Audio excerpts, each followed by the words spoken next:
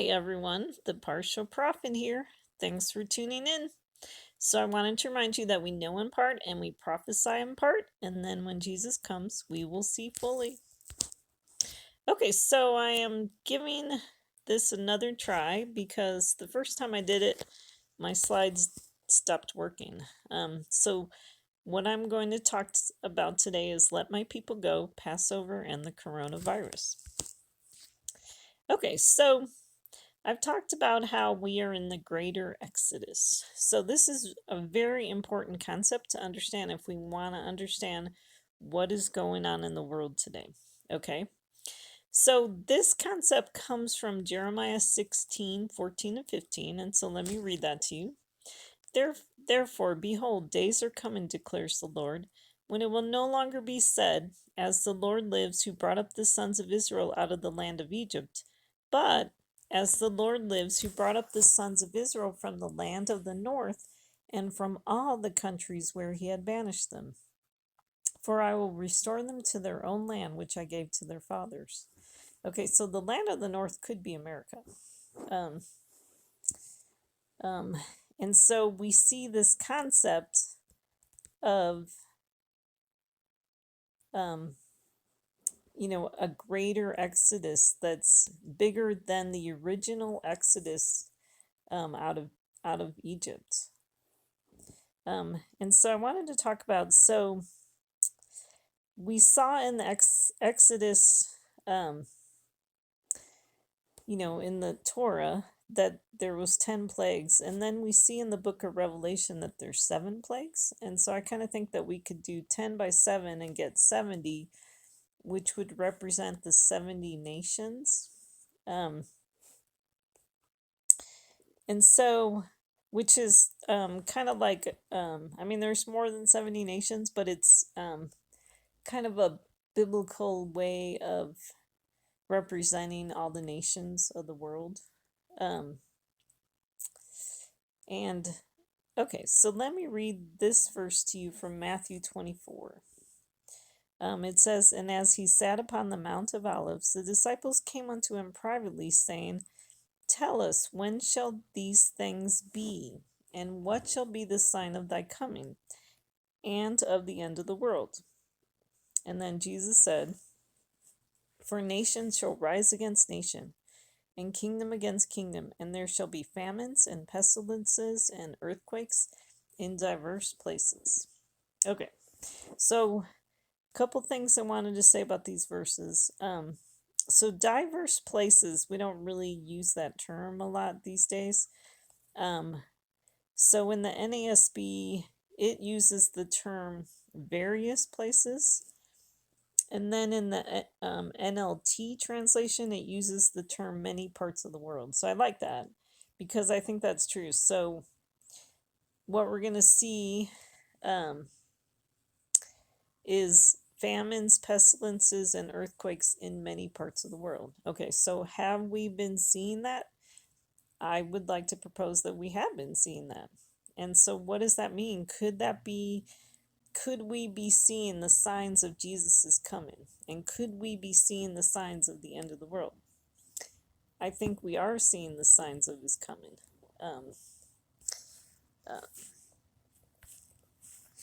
Okay, and so then, so I made this slide to kind of, point out that we are seeing these things, famines and pestilences and earthquakes,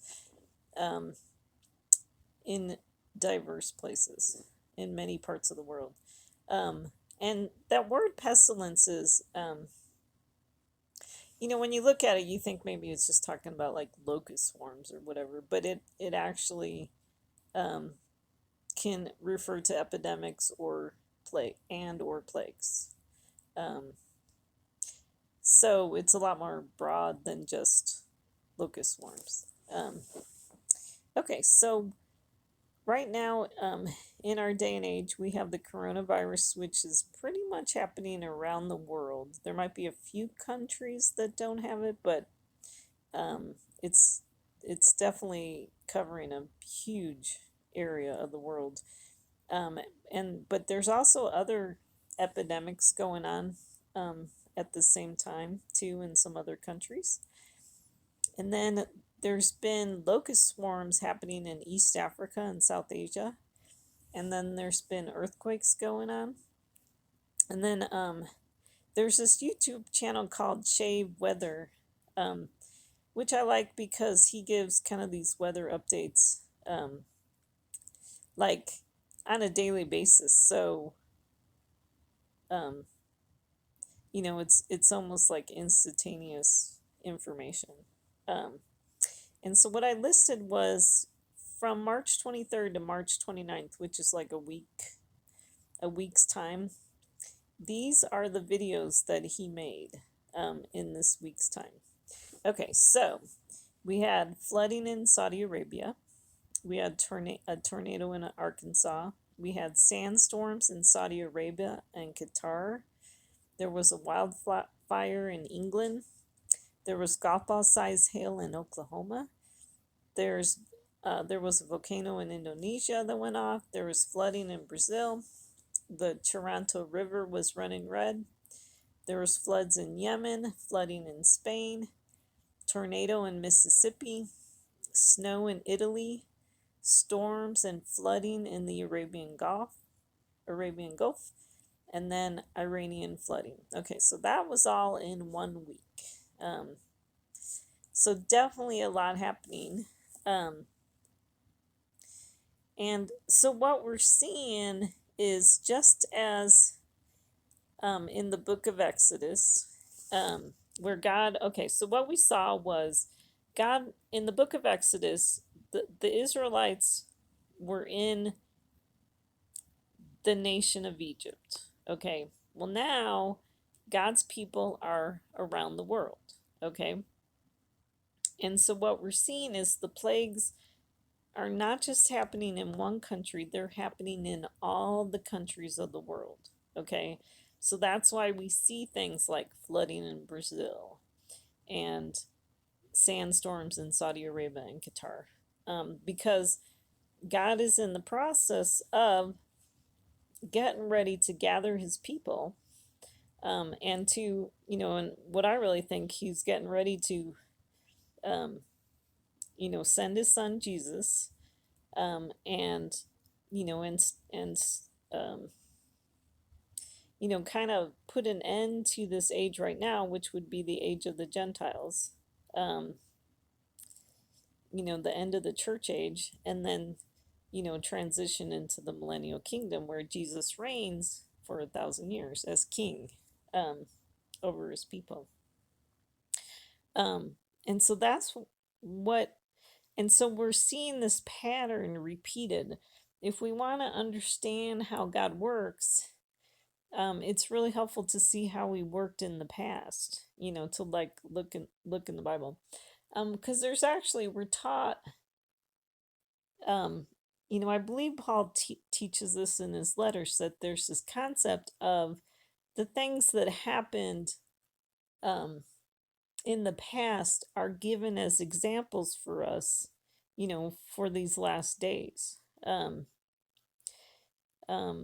everything that we read about in the Bible is really like a foreshadow of, how God's going to be operating in these last days. And it has a lot to do with the fact that, the Bible is a book of prophecy. And it's interesting because I hear people say, like, 23% of the Bible is prophecy. Well, I really think it's a lot higher percentage than that. I even think like the Gospels are prophetic books too about these last days. And so that's what I believe, is that it's a higher, it's a lot higher percentage of prophecy, because the first time that Jesus came, God wanted people to know that he was the Messiah because he filled, a lot of prophecies. Well, in these last days, when Jesus comes back, he's going to fulfill all the prophecies. I mean, there's not going to be any doubt that he's the Messiah because of all the prophecies that he's going to fulfill. Um, okay, so one thing I wanted to mention about Israel. So I believe that Israel is made up of the northern kingdom and the southern kingdom. And so that's another teaching that we see um, early on in the Bible. Um, and so actually, what happened very early on was the nation of Israel divided into two kingdoms. And it's kind of interesting because I think that was a foreshadow of what happened after the time of Christ. Um, like maybe it was like the 4th century or the 5th century. There was another division where, Christianity, started as a Jewish movement. Um, and then it moved into being, kind of more of a solely of a Gentile type movement in the 4th or 5th century. And so what we saw really was kind of this division again between the Gentile believers and the Jewish people. Um, and so, okay, so I wanted to read this verse from Jeremiah 31. It says, "Behold, days are coming, declares the Lord, when I will make a new covenant with the house of Israel and the house of Judah. Not like the covenant which I made with their fathers in the day I took them by the hand to bring them out of the land of Egypt, my covenant which they broke, although I was a husband to them, declares the Lord. But this is the covenant which I will make with the house of Israel after those days, declares the Lord. I will put my law within them, and on their heart I will write it, and I will be their God, and they shall be my people. For I will forgive their iniquity, and their sin I will remember no more." So what we see is this promise that God is going to make a new covenant with both the house of Israel and the house of Judah.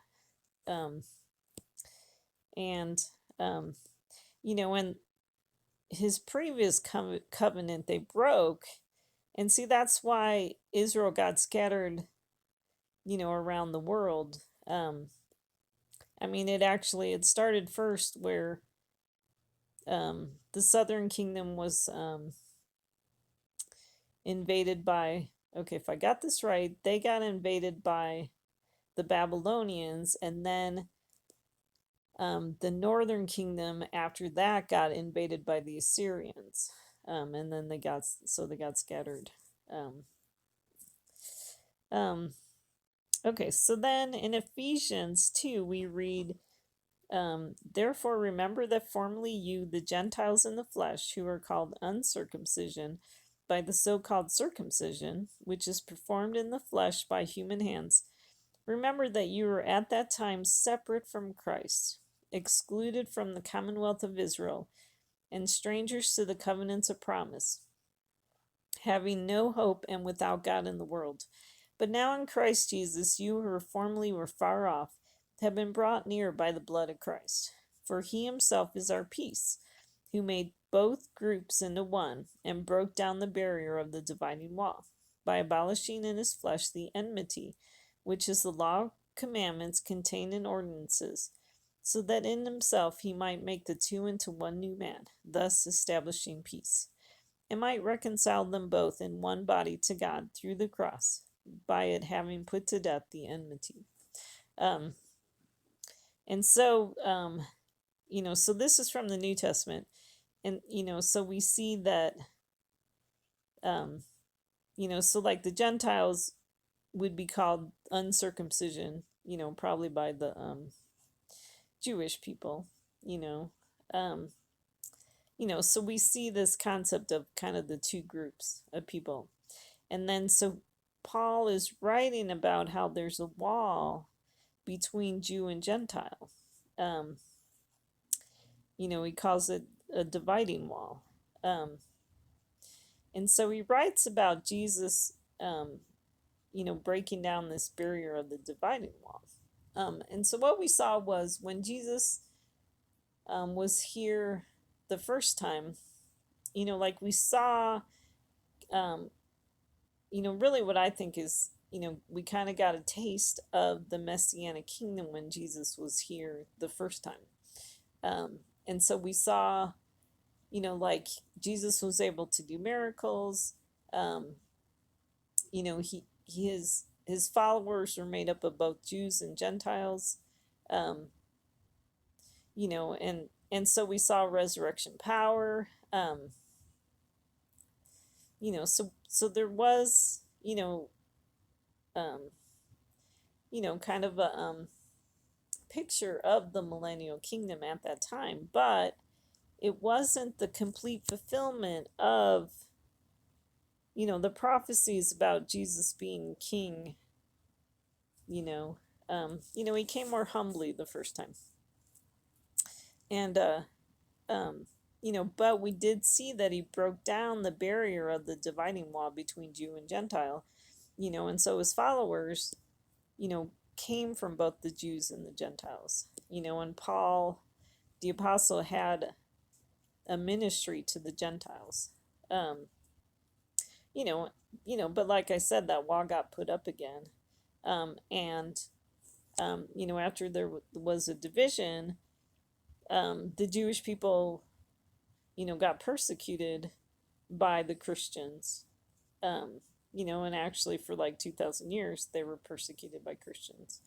If you're not familiar with that, reading some good books on Jewish history, you would be able to recognize that, of how the Jewish people really got persecuted by the Christians. They also got persecuted by Muslims at various times in history too. Um, uh, anyways, so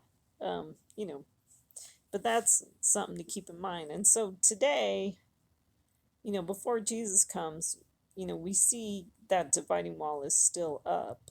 Um, and, and so when Jesus comes, in these last days, he's going to break down this dividing wall. He's going to gather, his people from both the Jews and the Gentiles. Okay, and so in Ezekiel, we see, okay, so let me read this to you. The word of the Lord came again to me, saying, And you, son of man, take for yourself one stick and write on it, for Judah and for the sons of Israel, his companions.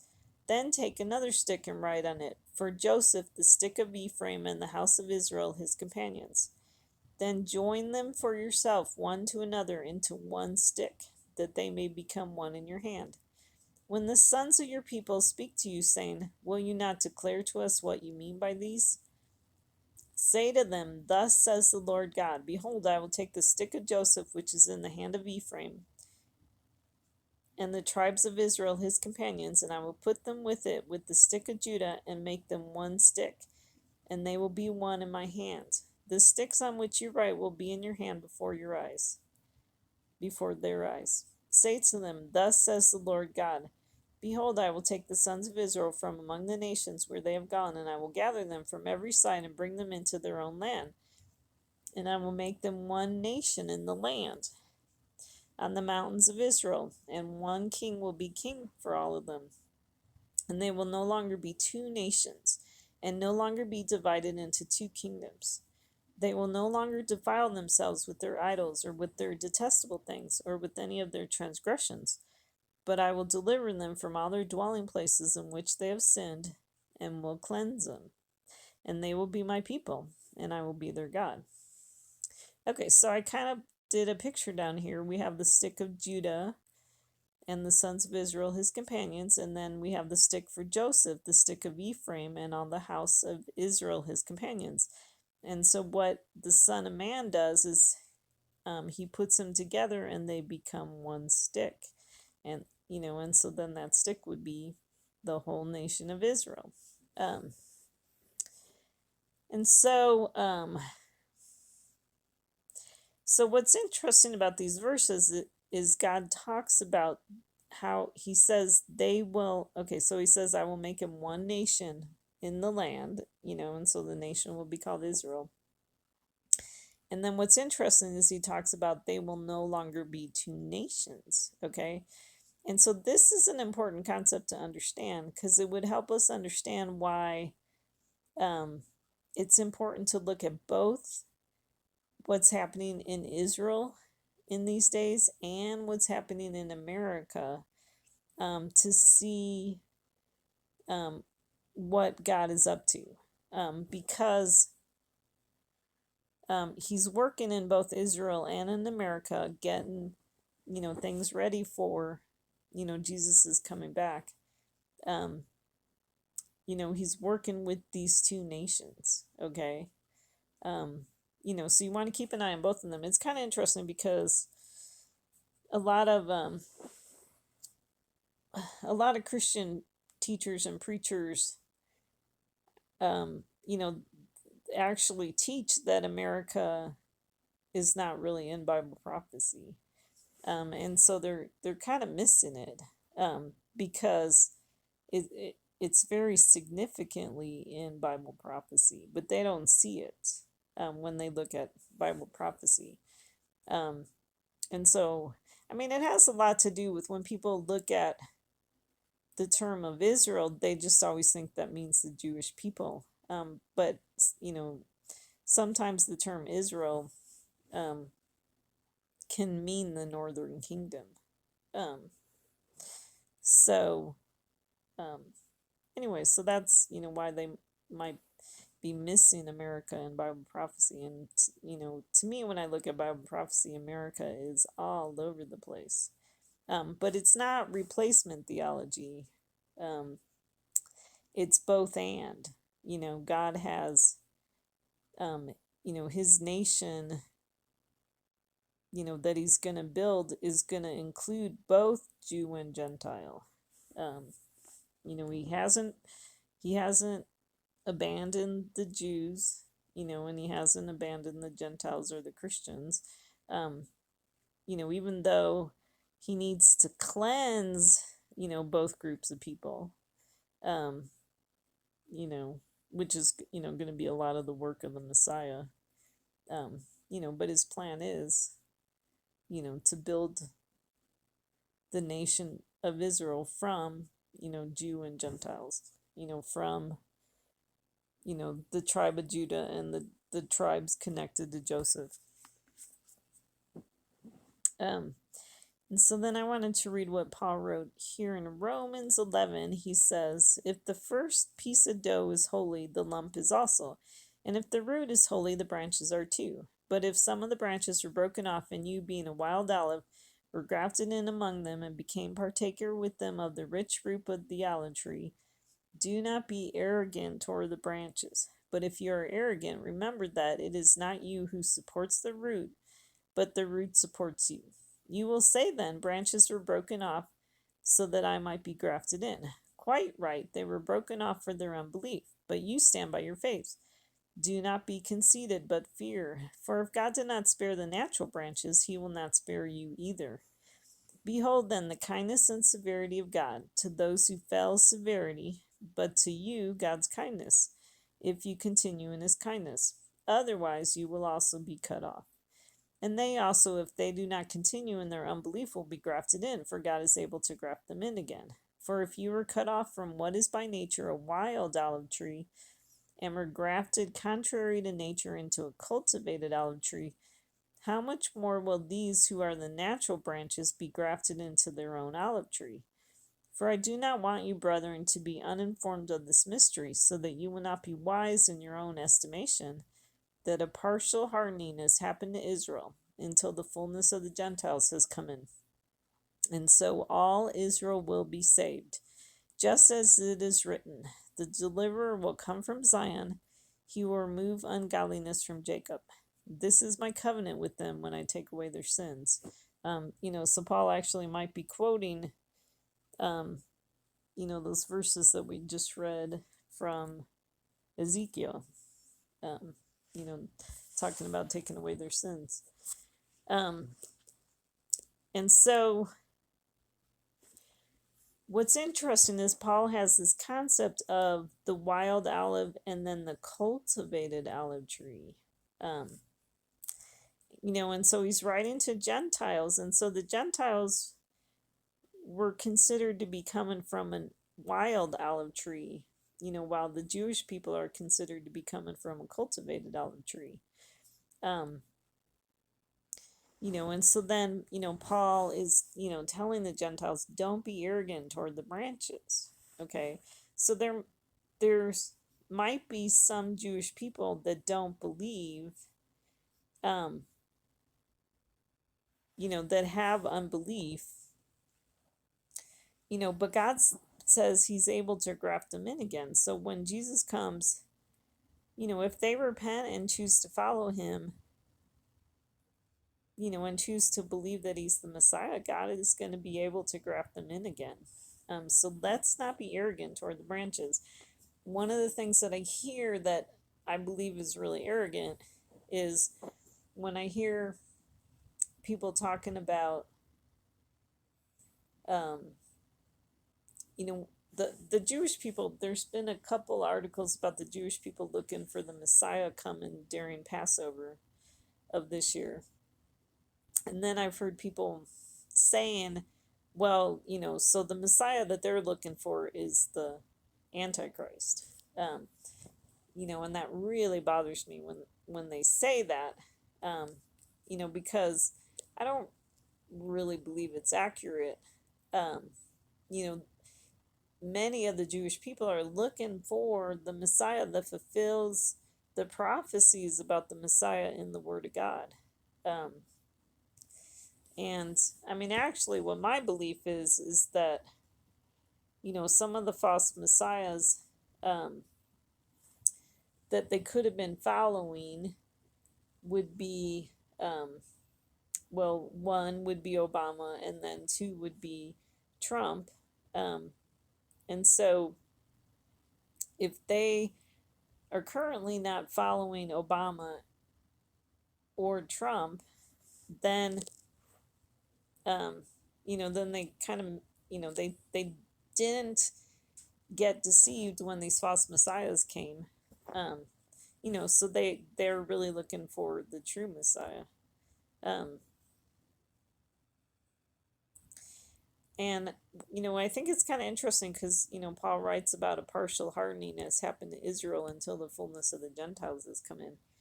And another thing which could be arrogance, on the part of Christians, is that they, believe the partial hardening is the Jewish people not believing that Jesus is the Messiah. But I think it's possible that the partial hardening could be this anti-Semitism, that you can see running through the, Christianity. Um, it could be both the things, but I kind of wonder how much of it, connects to anti-Semitism. Um, and so I wanted to read this quote to you. So I was reading, this comes from Chabad.org, um, Chabad.org on the internet. So these would be Orthodox. This is a group of Orthodox Jewish people, um, that they have a really good website. Like if you're interested in doing some Jewish research, it's a very good website, to help you understand the Jewish beliefs and teaching. And so there was an article on there written by a Jewish woman, who I think she might have been from Israel. And the article that she wrote was called "Why I Won't Be Passing Over Passover This Year." And basically, the conclusion of her article was, "Because God, I need you in my life." Um, you know, so so it was a good article. But I wanted to comment on one of the comments to the article.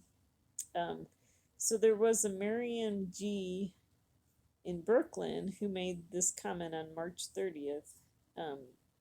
Marion G. wrote, "Thank you so much for your timely message. I felt like you spoke to me directly and supported me through my thoughts and fears. may Hashem, which is what the Jewish people call God, send up Gula ASAP. Otherwise, this whole situation doesn't make any sense. Okay. Um, and so Gula is the term that Jewish people use to mean redemption or deliverance. And, which, I mean, basically would be, like kind of their term for the Messianic kingdom. So what I really liked about her comment was, when she said otherwise this whole situation doesn't make any sense, she was talking about the coronavirus.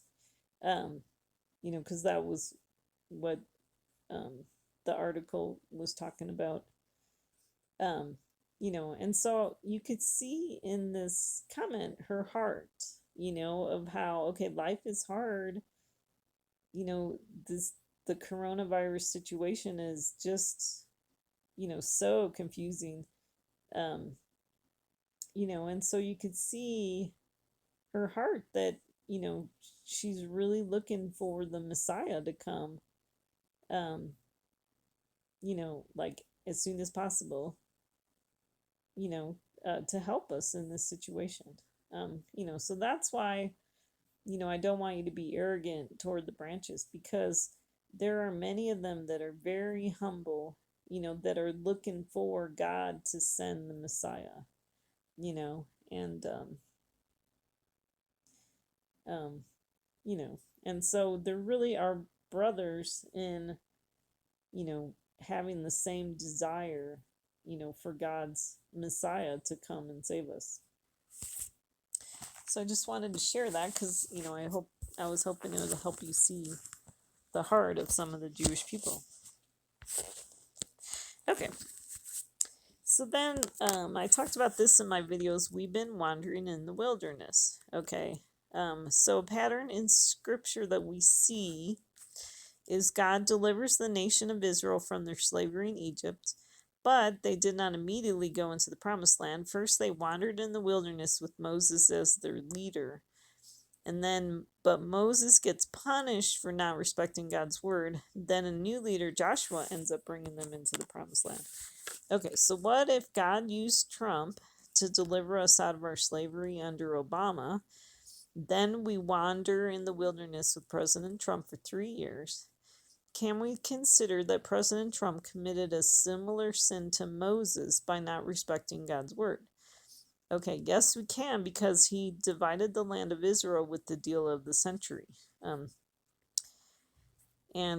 So then, if so, then we can expect to see God punish Trump for dividing the land, and we can expect God to bring a new leader, the Messiah, to bring us into the long-awaited promised land. And so I actually think that there, the story of Moses, I think there's some prophetic shadows that we have been living out during the time of Trump. And that, and then like the story of Joshua, like he's definitely a messianic figure. And so I think some of the things that Joshua accomplished in the book of Joshua, we're going to see fulfilled by the Messiah, because he's definitely a messianic figure. Okay. So then I wanted to talk about 70 or 80 years. Let's see. One comment I wanted to make about we've been wandering in the wilderness, that actually in Revelation 12 it talks about the woman going into the wilderness. And so that concept is, kind of confirmed by the verses in Revelation too. Okay, so 70 or 80 years. People have been looking in the book of Daniel. We see that he was looking in the book of Jeremiah, and Jeremiah talks about, like us living, or God's people living in Babylon for 70 years. So we were really thinking that when Israel had been a nation for 70 years, that then we would see the Messiah come. But in the Psalm 90, we see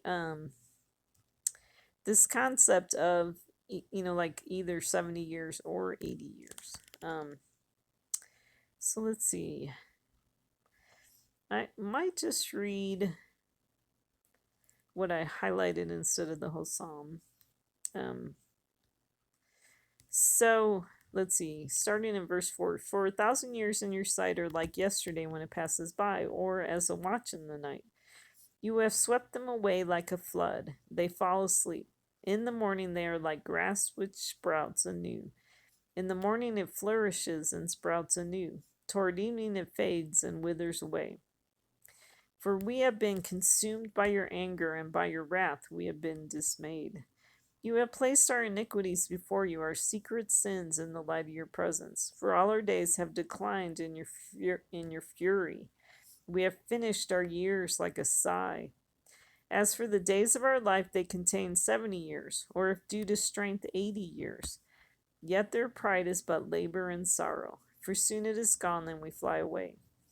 Who understands the power of your anger and your fury, according to the fear that is due you? So teach us to number our days, that we may present to you a heart of wisdom. Do return, O Lord, how long will it be? And be sorry for your servants. O satisfy us in the morning with your loving kindness, that we may sing for joy and be glad all our days. Make us glad according to the days you have afflicted us, and the years we have seen evil. Okay, so I like how it talks about, for we have been consumed by your anger.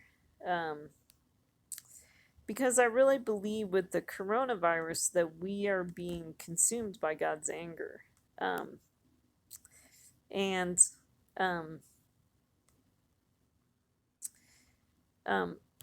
I do believe that at some point God does a division between, like the sheep and the goats.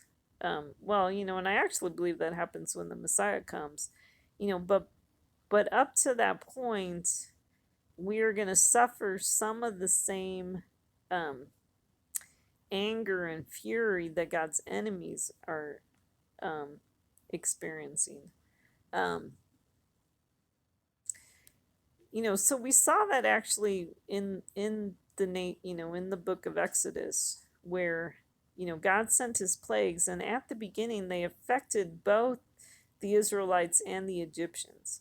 But then at some point God made a division between the Israelites and the Egyptians, and then the Israelites were not affected by the plagues. But I don't think we're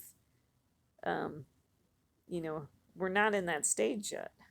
Because right now the coronavirus is affecting, all types of people. There isn't a division. Everyone's susceptible of catching the coronavirus. And I do believe that the coronavirus, is God's wrath for the deal of the century. Especially when you look at the timing of it and when it hit America. And plus, if you listen to some of my other videos, you'll understand why I believe that. So it's kind of interesting because it says, for all our days have declined in your fury. We have finished our years like a sigh. If we're in the last days, which I believe we are, it's like all of a sudden our life has declined, in God's fury. It's like one day, we have a job, we, things are good, we're living a rich and full life, and then it was like, boom, the next day, we don't have a job, and the country's shut down, and we have to isolate, and all of a sudden a lot of the freedoms that we're used to are taken away,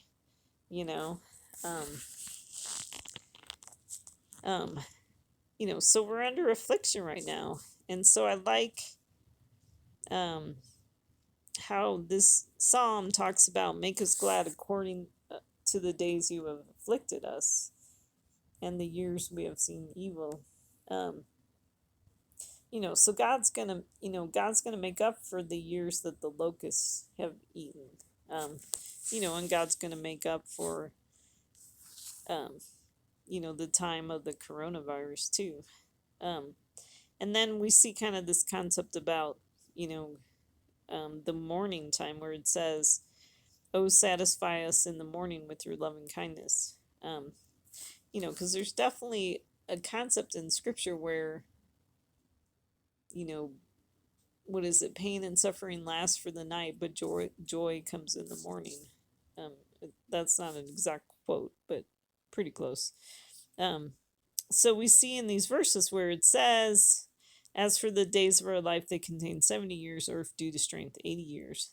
So what if God is actually taking, has an 80-year time frame of, building, you know, uh, accomplishing his work and getting ready to build the millennial kingdom. And so, um, kind of thinking about that concept, um, one of the things that I looked at was I was looking at the Holocaust as, what if that was like the start of the 80 years? What if that was the start of this time frame, of God doing his work? Because what's interesting is, okay, so what we had was on November 9th through the 10th in 1938, that was the night of Kristallnacht, which means, which stands for the night of broken glass. And so what's interesting, if you look at the date of that, it's like 11/9, and especially because, um, or 9/11, because in Europe that's how they write their dates. The month, the um day comes first, and then the months. So that'd be 9/11. And so that was actually 81 years and 5 months ago. The night of Kristallnacht. And so that's connected to World War II and the Holocaust. And what we saw happen during the Holocaust and World War II was the systematic destruction of the European Jewish population and other enemies by the Nazi people. Okay, so let's see, what did I write here? Nazi Germany and its collaborators systematically murdered some 6 million Jews, around 2/3 of Europe's Jewish population. And then 5 million others were also killed. Okay. So I thought it was interesting because we're seeing a lot of, we're seeing history kind of repeating itself. That there's a lot of connections between what's happening now with the coronavirus and what happened during the Holocaust. Okay, so one of the first things is this systematic destruction, and so we're seeing with the coronavirus pandemic this systematic destruction of the world's population, and then but it's a different enemy. It's not the Nazis this time. This time it's a bug. Um, that came out of China. And then I don't know if it's accurate to call it a bug, but whatever, you know. And then what's interesting too, so I talked about Kristallnacht being a 9/11. What's interesting is the declaration of the coronavirus pandemic was like on March 11th. So, by the World Health Organization, that's when they declared it a pandemic.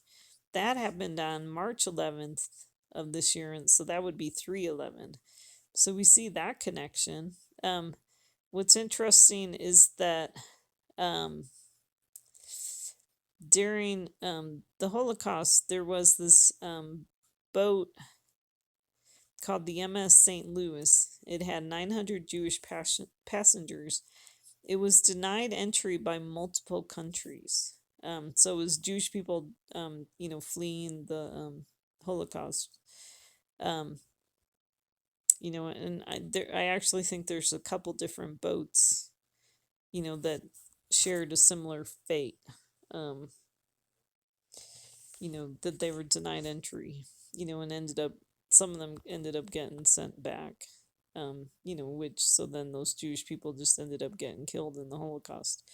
So it was interesting because we had a similar thing happening with the cruise ships. We had cruise ships were having trouble docking because, um, right now in this day and age, because of the coronavirus pandemic, people didn't want to take those people that had the coronavirus.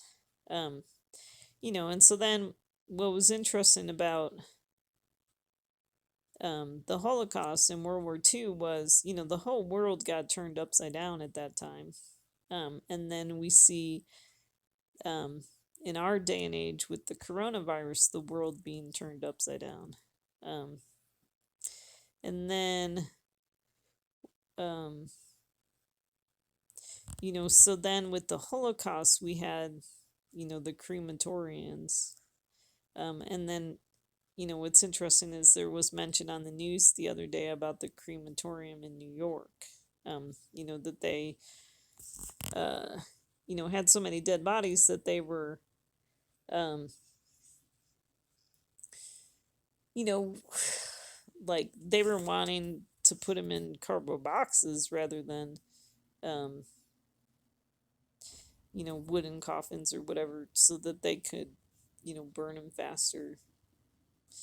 So there's kind of that connection there. There was a open grave in California that they dug for a lot of the bodies with the coronavirus that no one came to claim. So like, kind of these unmarked graves of multiple people. So we saw that happening during the Holocaust.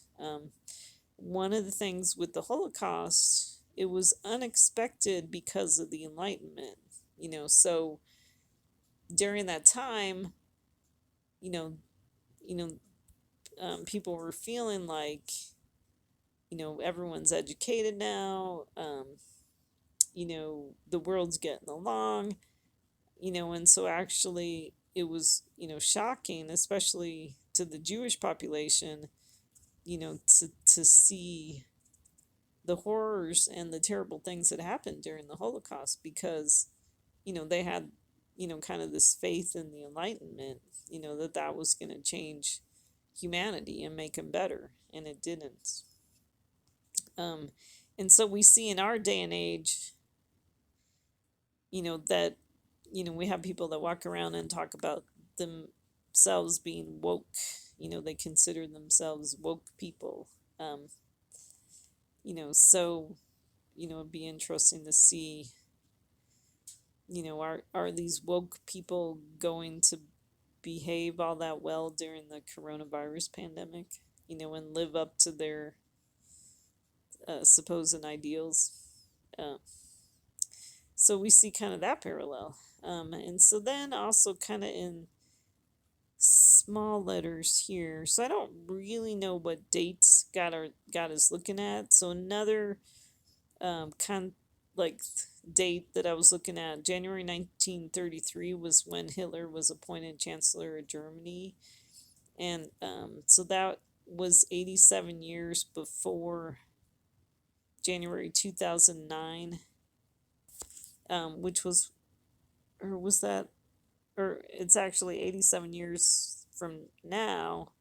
But January 1933 to January 2009 was 76 years. And January 2009 was when Obama started his presidency. So let's see. So I calculated a few other dates. So 11/9/1938, which was Kristallnacht, to 9/11/2001 was 62 years, 10 months, 2 days. And then 11/9/1938 to 3/11, the pandemic, was 81 years, 4 months, 2 days. So just, I don't really know what God's looking at. Another thing that I just saw today was, it has to do with the Warsaw Ghetto, where that actually happened at Passover 77 years ago. Was the Warsaw Ghetto uprising. Um, um, so that was 77 years ago.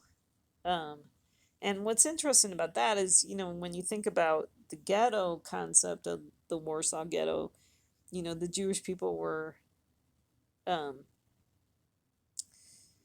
kind of rounded up and, kind of quote unquote quarantined in these ghettos.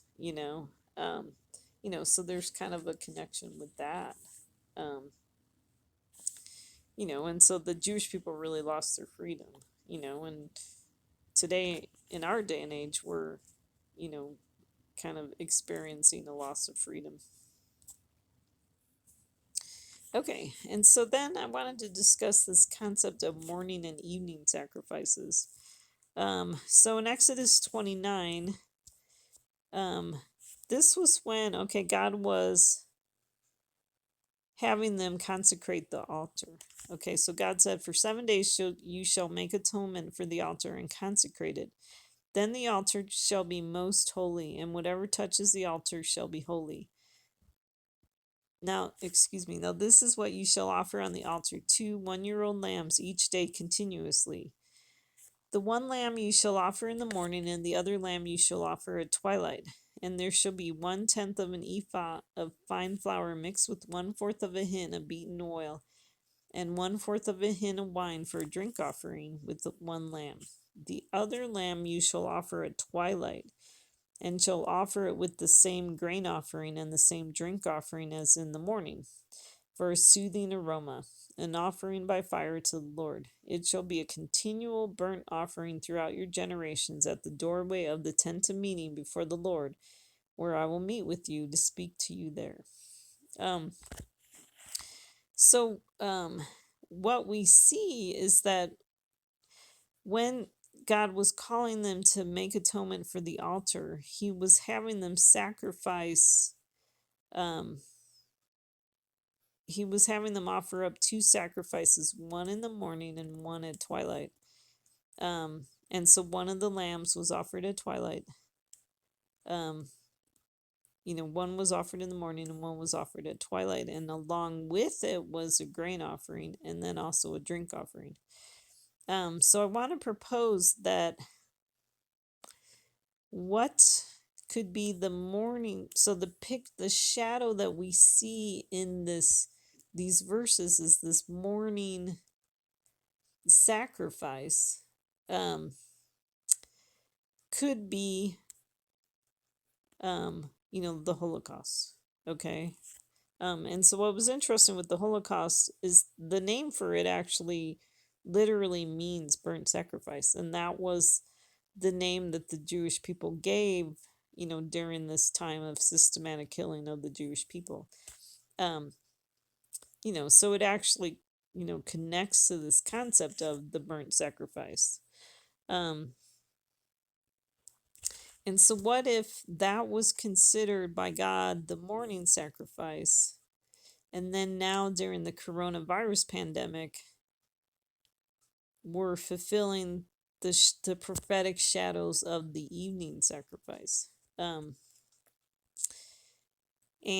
because what's interesting is during the Holocaust, you had both Jewish people and, there was Christians that died in the Holocaust, and along with other people, and so I kind of wondered, like, the lamb could be a picture of the Jewish people, and then you have a grain offering, which could be a picture of the Christians.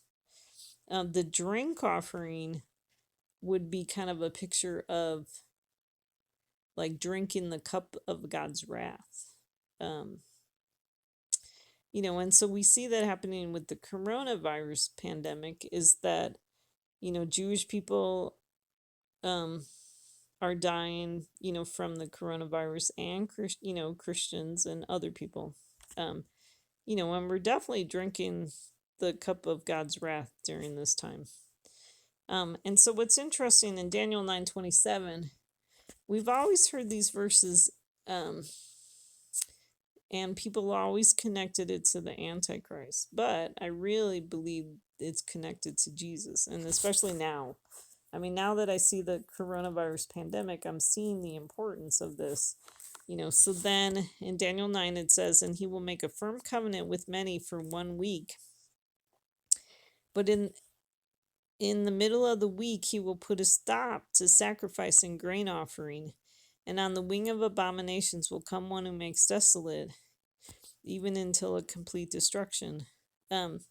So, we always have to ask when we see he, sometimes it's not really clear who he is.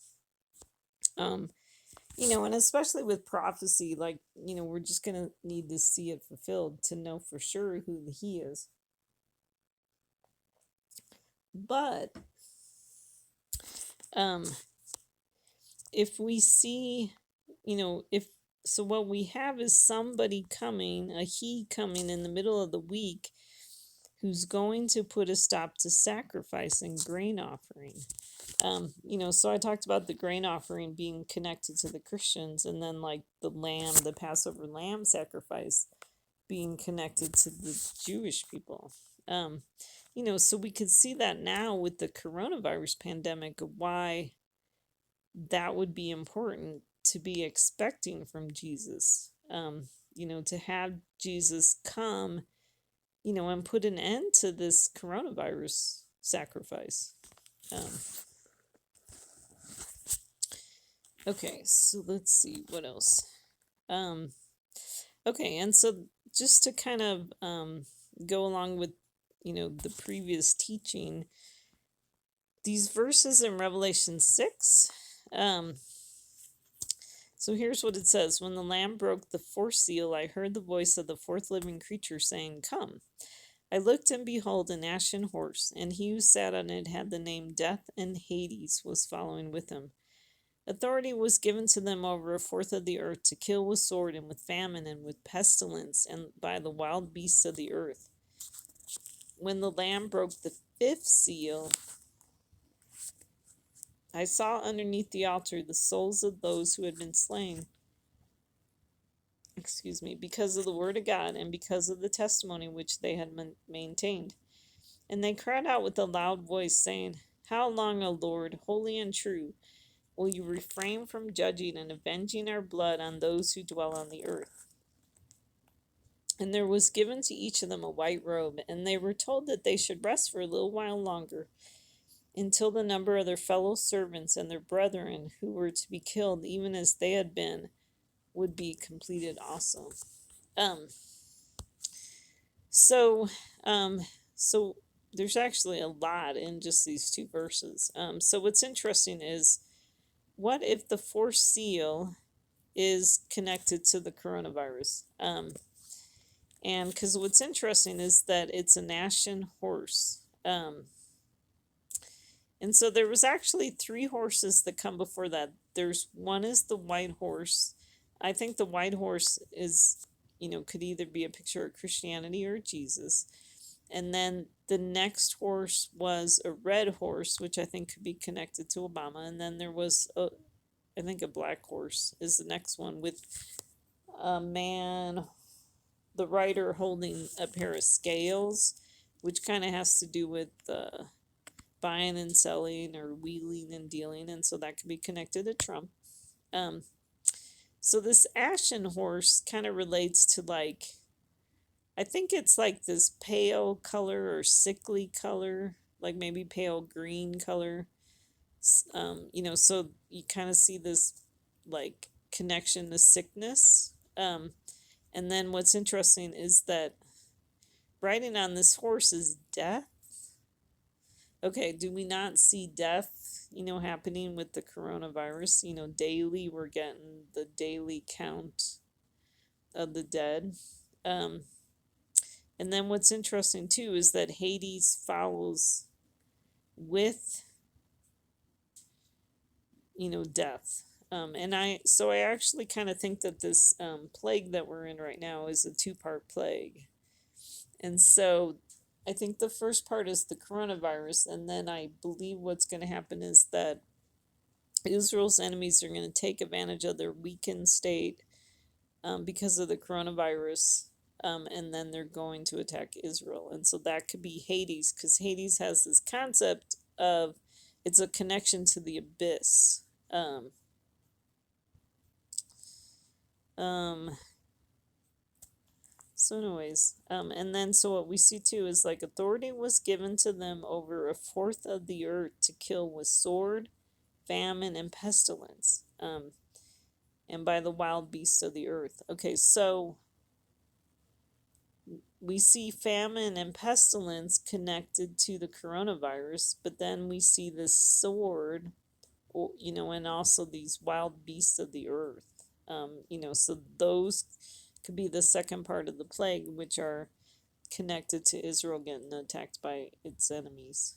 Um, so then let's talk about the fifth seal. The fifth seal, when the Lamb broke the fifth seal, John saw underneath the altar the souls of those who'd been slain because of the word of God and because of the testimony they had maintained.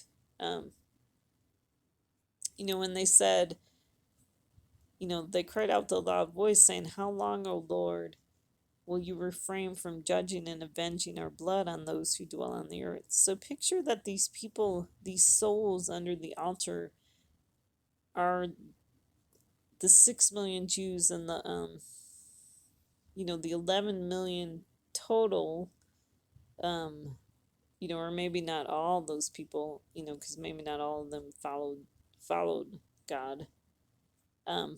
But picture that, there's a huge, a bunch of these people from the Holocaust under the altar, you know, crying out to God saying, "When are you going to avenge our blood, on those who dwell on the earth?"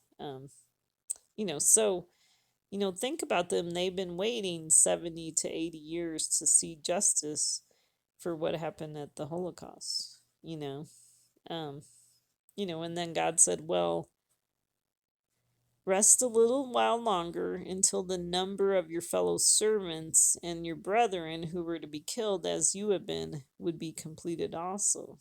So what we see is, um, this getting added to their number.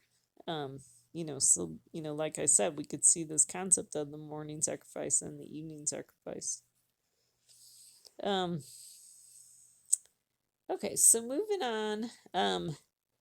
Just wanted to do a quick review of, I talked about the woman being in the wilderness, and that comes from Revelation 12.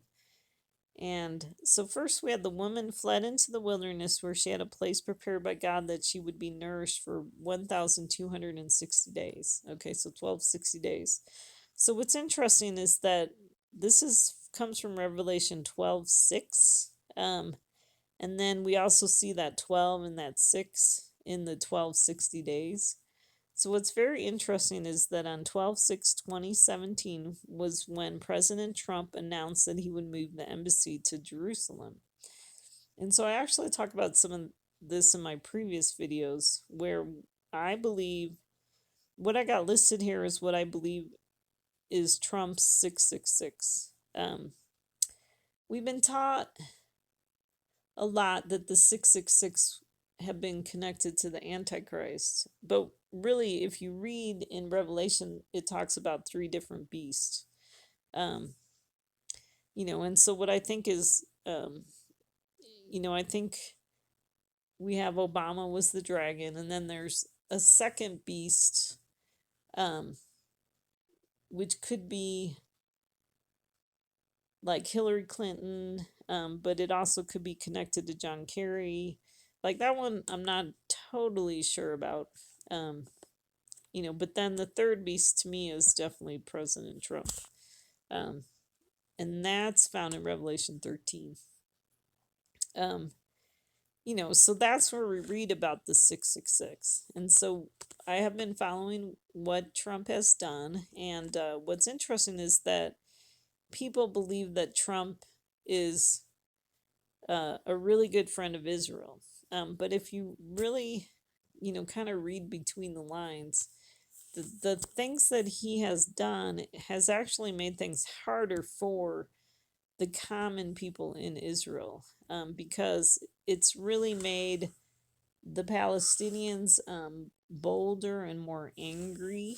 And so they have been, so there's been more, like, almost consistently on a weekly basis attacks from the Gaza Strip, um, and then other places too.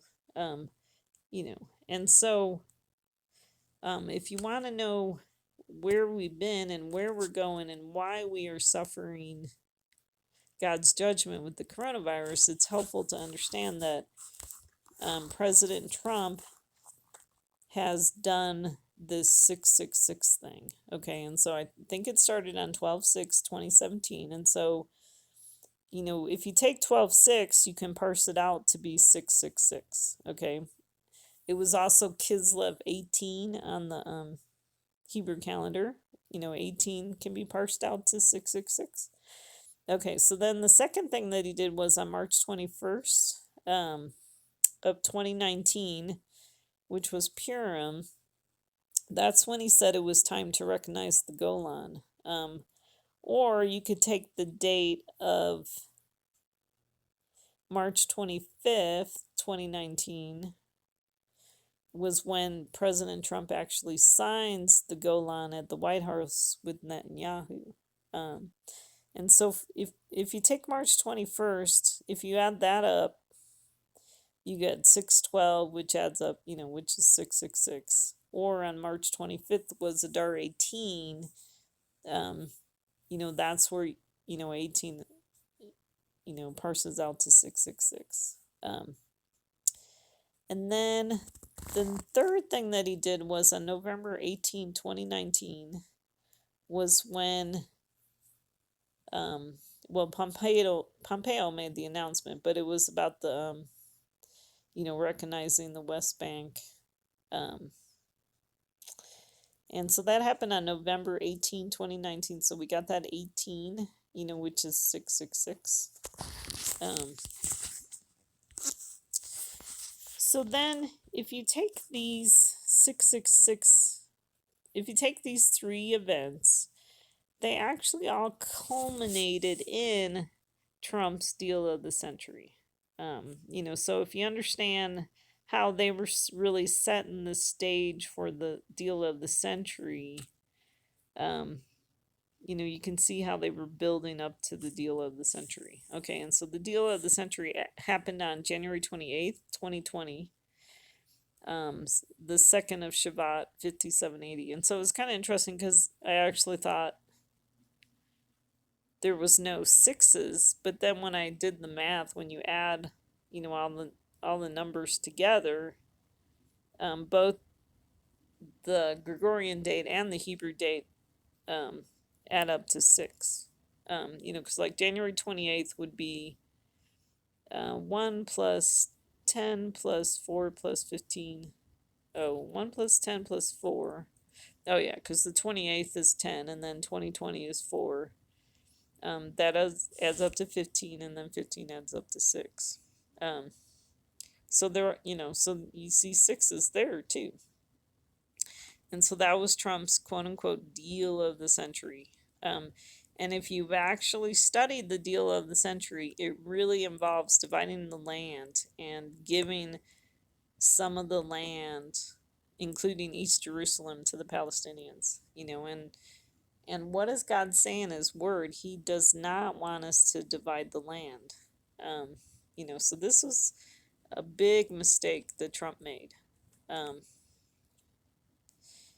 And so what's interesting is that on January 28th, okay, so there's a couple other events that are important to understand. A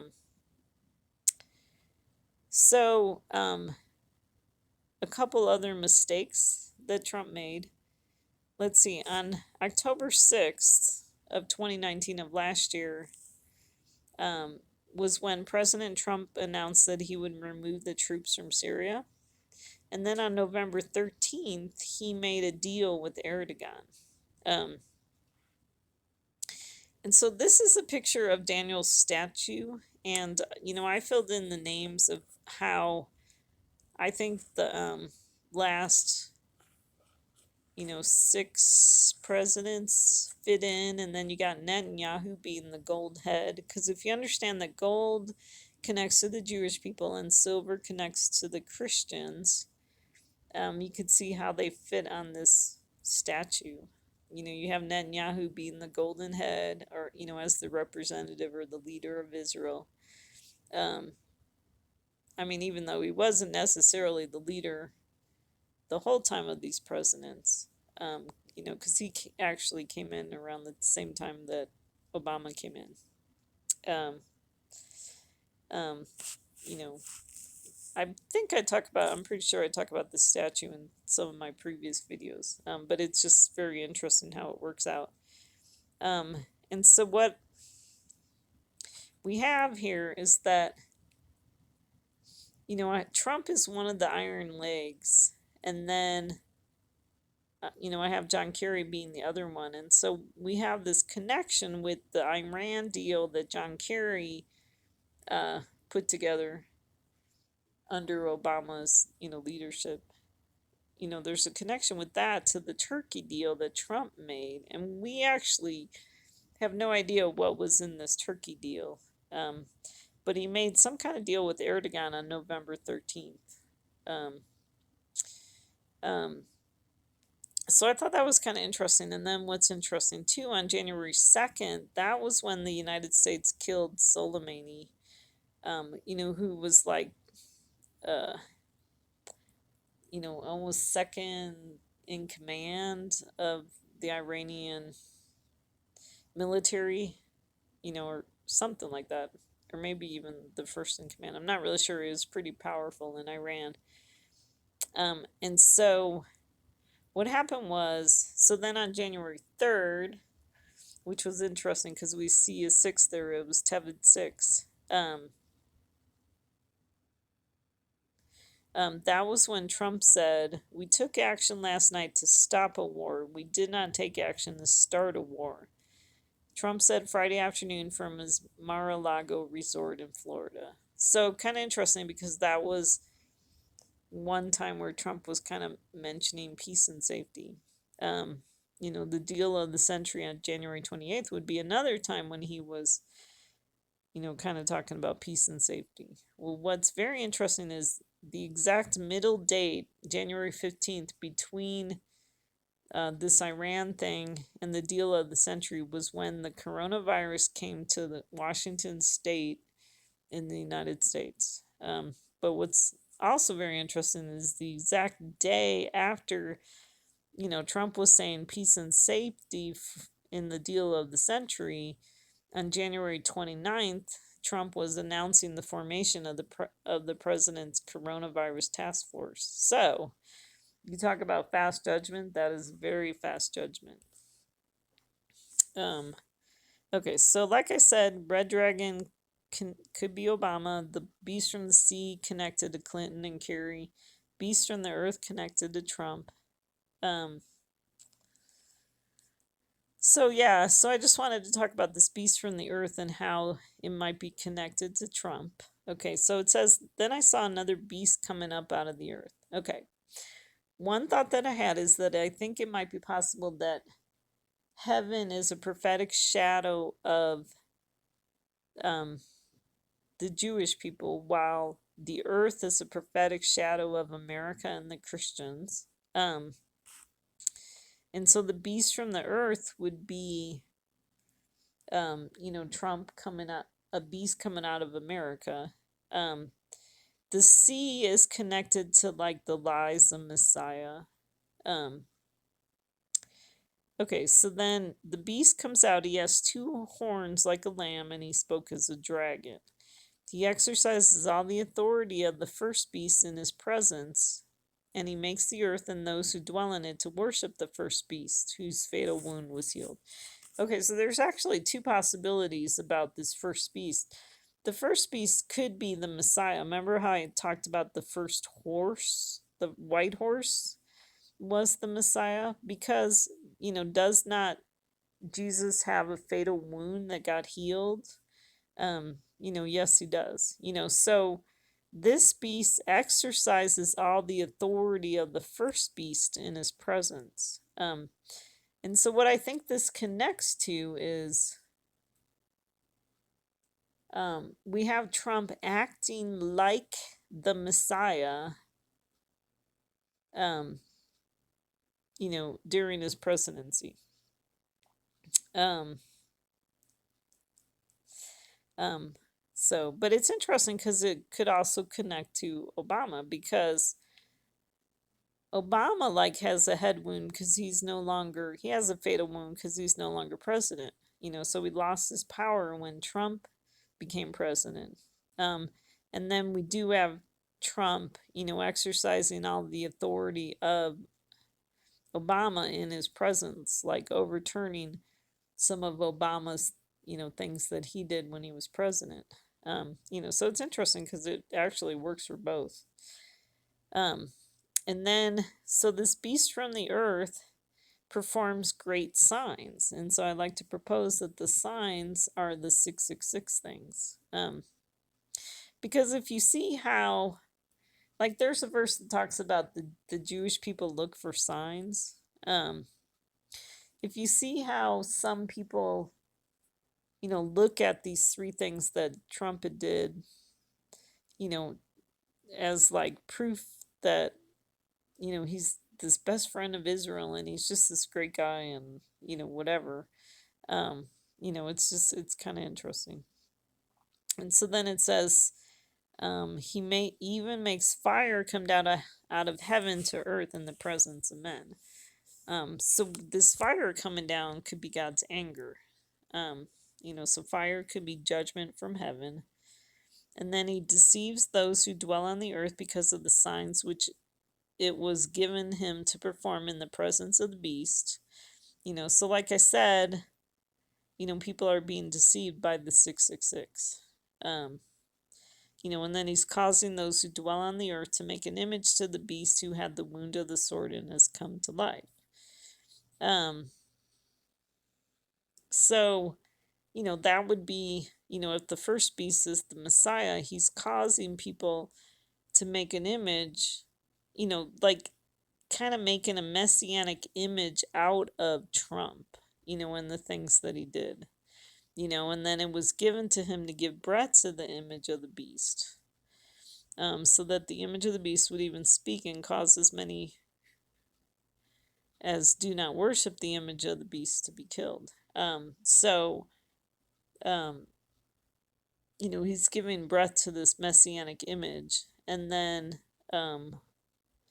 this image is even speaking, and causing, let's see, causing as many who do not worship the image of the beast to be killed. So what's happening is he's causing even followers of Jesus to get killed by the coronavirus, because of this messianic image. Anyways, and then it says, and he causes all to be given a mark on their right hand or their forehead, and that no one will be able to buy or sell except the one who has the mark, either the name of the beast or the number of his name. Okay, so what's kind of interesting is, so people end up getting a mark, because of, because of Trump, we're marked for judgment, even though we didn't even commit these sins, but because because Trump is our president, we're under judgment, okay? And And then what's interesting is this concept about no one will be able to buy or sell except the one who has the mark. Okay, the name of the beast or the number of his name. So there's a connection with that to the foolish virgins. Okay, you know how there's some of the virgins are wise and they have oil, but the other ones they need to go to the dealers um, to buy oil, and they end up missing the Messiah. Okay, so what we're seeing is this concept of the Messiah followers are not the ones buying or selling. It's, the foolish people that are buying or selling. So there's this whole concept of buying and selling connected to Trump. Okay, he's a wheeler and a dealer. He's a businessman. Um, you know, so, and then it goes on. Here is wisdom. Let him who has understanding calculate the number of the beast, for the number is that of a man, and his number is 666. So one thing to think about is that there is this concept in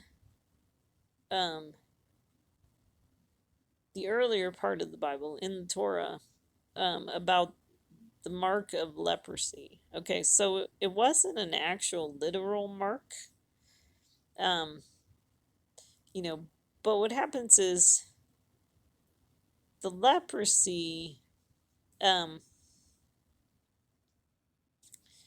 is okay when you. Okay, so like a good example here is Miriam was Moses' sister, and she spoke against Moses, and she got leprosy for 7 days. Okay, so if you speak against God's anointed person, you get this mark of leprosy. Okay, so what we're seeing is God kind of has this shadow in the Bible about if you are speaking out against the Jewish people, or like trading, selling out their land underneath them, you're going to get this mark of leprosy. Okay. And then what happens with this mark of leprosy? So what has happened is, because Trump is trying to sell the land, that God gave to the Jewish people out from under them, he's released this plague into America. And so then, we're going to need a messianic figure to come and stay the plague, stop this plague. Okay. So we're going to need Jesus to come to put a stop to this plague.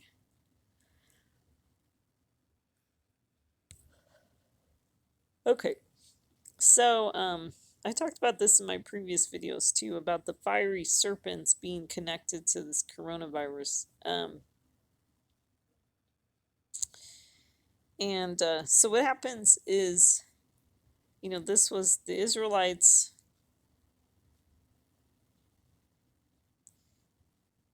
became impatient because of the journey. Okay, so if you think about how God's people, maybe not God's people, but people, Jewish people and other people, that claim to follow Jesus, became impatient of waiting for Jesus to come.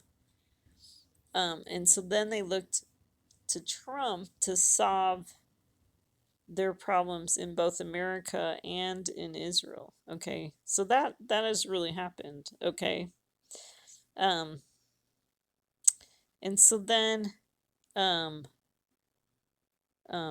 so they became impatient, and so then, Trump, did this 666 thing, so because of that, the Lord sent fiery serpents among the people, and they bit the people, so that many of Israel died. Okay, so we're living out this prophetic shadow, in this day. Okay, so fiery serpents,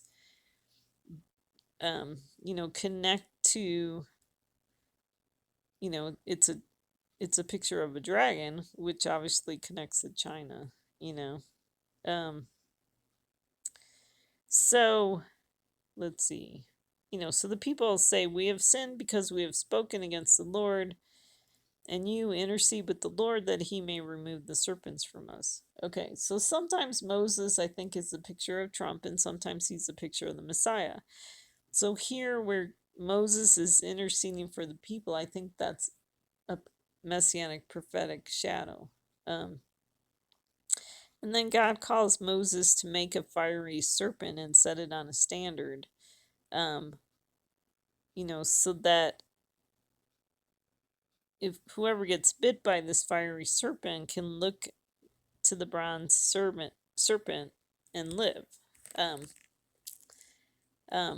so I think that's like a prophetic shadow of how, um, we're going to see Trump crucified, and that's going to put an end to this coronavirus plague. Okay, let's see. I probably won't talk about this, except okay. This was okay. So I think this chapter in Exodus 5, is a good summary of kind of the prophetic day that we're living in. And so what we have is they talk about um the Israelites, you know, or maybe Moses and Aaron talked to Pharaoh about taking a 3 days journey into the wilderness. And so I think that could be connected to the 3 years of Trump. And then it says, that we may sacrifice to the Lord our God, otherwise he will fall upon us with pestilence or with the sword. So I thought that was interesting that we see those two together here, because I think that's the two parts of the plague that we're currently under, the coronavirus, and then Israel's going to get attacked. And then it goes on to say, then there's this whole concept of how, the people are no longer given straw to make bricks. And so bricks are a picture of you're building something with a false prophet rather than Messiah, who's the cornerstone. Okay, bricks is like a man-made thing. And then this concept of straw, stubble, kind of connects to like grain would be a picture of like the word of God. And then straw would be, maybe you get a little bit of the word of God there, but stubble would definitely be the dry stuff that you blow away. So anyways, and so the Israelites, when Moses showed up, their bondage actually got harder because they didn't have any straw.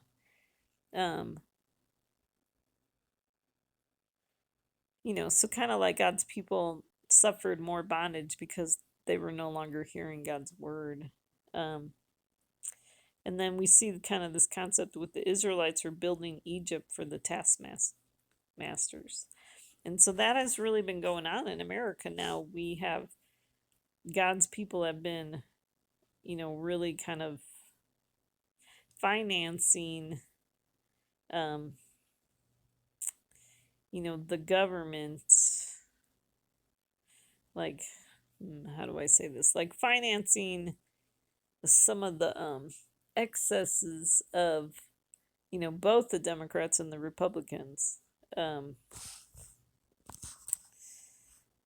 So there's that's been going on. And then we see when they left Pharaoh's presence, they met Moses and Aaron, the two witnesses, as they were waiting for them. So I see, kind of this prophetic shadow of the two witnesses. And they said to him, "May the Lord look upon you and judge you, for you have made us odious in Pharaoh's sight, in the sight of his servants, to put a sword in their hand to kill us." Okay, so Trump has made both America and Israel odious in the sight of their enemies and in God's sight too.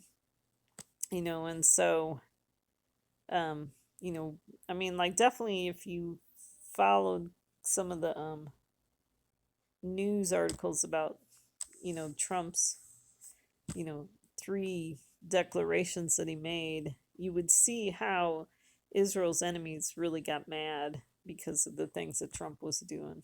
Um, and then, so, both Trump and Netanyahu would be like the two witnesses that have made Israel and America odious to their enemies. So, anyways, um, okay. Let's see. So Esther talks about, in the book of Esther, we see kind of this concept of, okay, it says, Esther says, I have not been summoned to come to the king for these 30 days. Okay, the 30 days could either be 30 days or it could be the 3 days of 666. Because she talks about how, any man or woman who comes to the king to the inner court who's not summoned, he has but one law, that he be put to death unless the king holds out to him the golden scepter. Okay, so this is where we're at right now, because there was 3 days where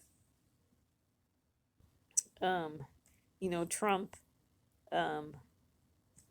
kind of came to the inner court of Israel or Judah or whatever, and who was not summoned. He was not called by God to do this. Okay. So what is happening is death is reigning. And so what we need is the king, which could be a picture of the Messiah, to hold out the golden scepter to us so that we may live.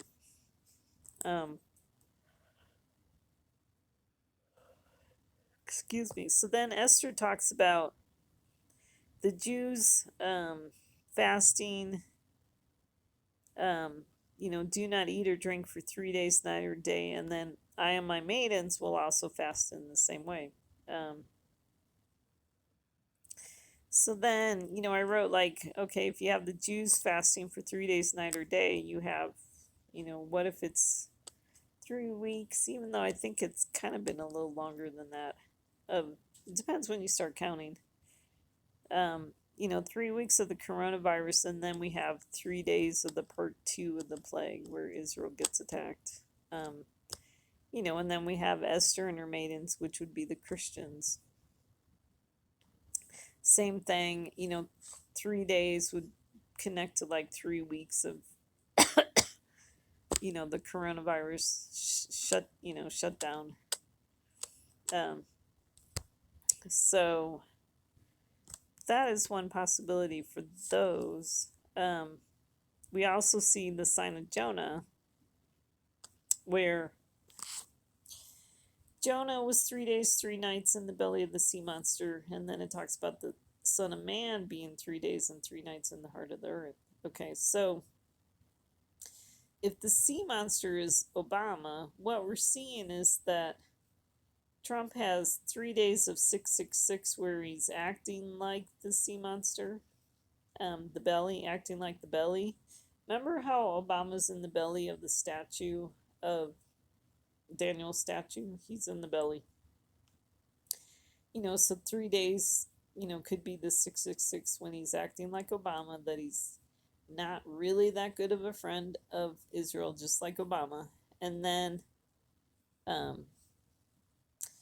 there was actually, when it said 3 nights in the belly of the sea monster, that could connect to the 3 weeks of impeachment, where Trump was having to deal with like people that are connected to Obama that wanted to impeach him.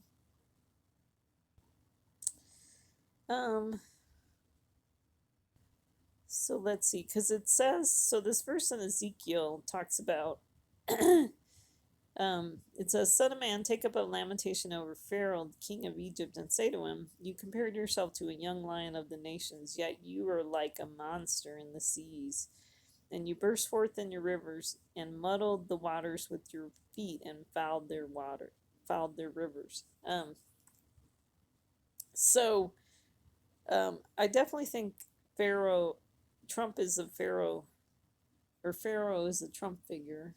I don't know exactly how to say that, but I think some prophetic shadows in this person of Pharaoh, we're seeing things that Trump is doing or is going to do. And so this Pharaoh, the Son of Man, which would be a picture of the Messiah, is to say to Pharaoh, you compared yourself to a young lion of the nations. Okay, that could be Trump comparing himself to the Messiah, acting like a Messiah of the nations. And then, God tells the Son of Man, the Messiah, to say, yet you are like the monster in the seas. So that would be, like God telling Trump, you are more like Obama than the Messiah. And so we see this connection because Jonah, his name means dove, so that would be a connection to Trump and his peace plan. And then we have the Son of Man, 3 days, 3 nights in the heart of the earth. The Son of Man could be the Jewish people. And so, like I said, 3 days of coronavirus, or 3 weeks of coronavirus, and 3 days of part 2 of the plague, where Israel gets attacked. But I'm not totally sure on these things, okay? Because it's been a little longer than 3 weeks, so I'm not really sure. Okay, and then we see in Daniel 10, we see this concept of 21 days. So like I said, I'm not really sure, but Daniel he was mourning for 3 weeks. So I was wondering if 3 weeks connected to the coronavirus. One thought I had was, okay, so the reason why this is confusing to me is because I got my calendars out here.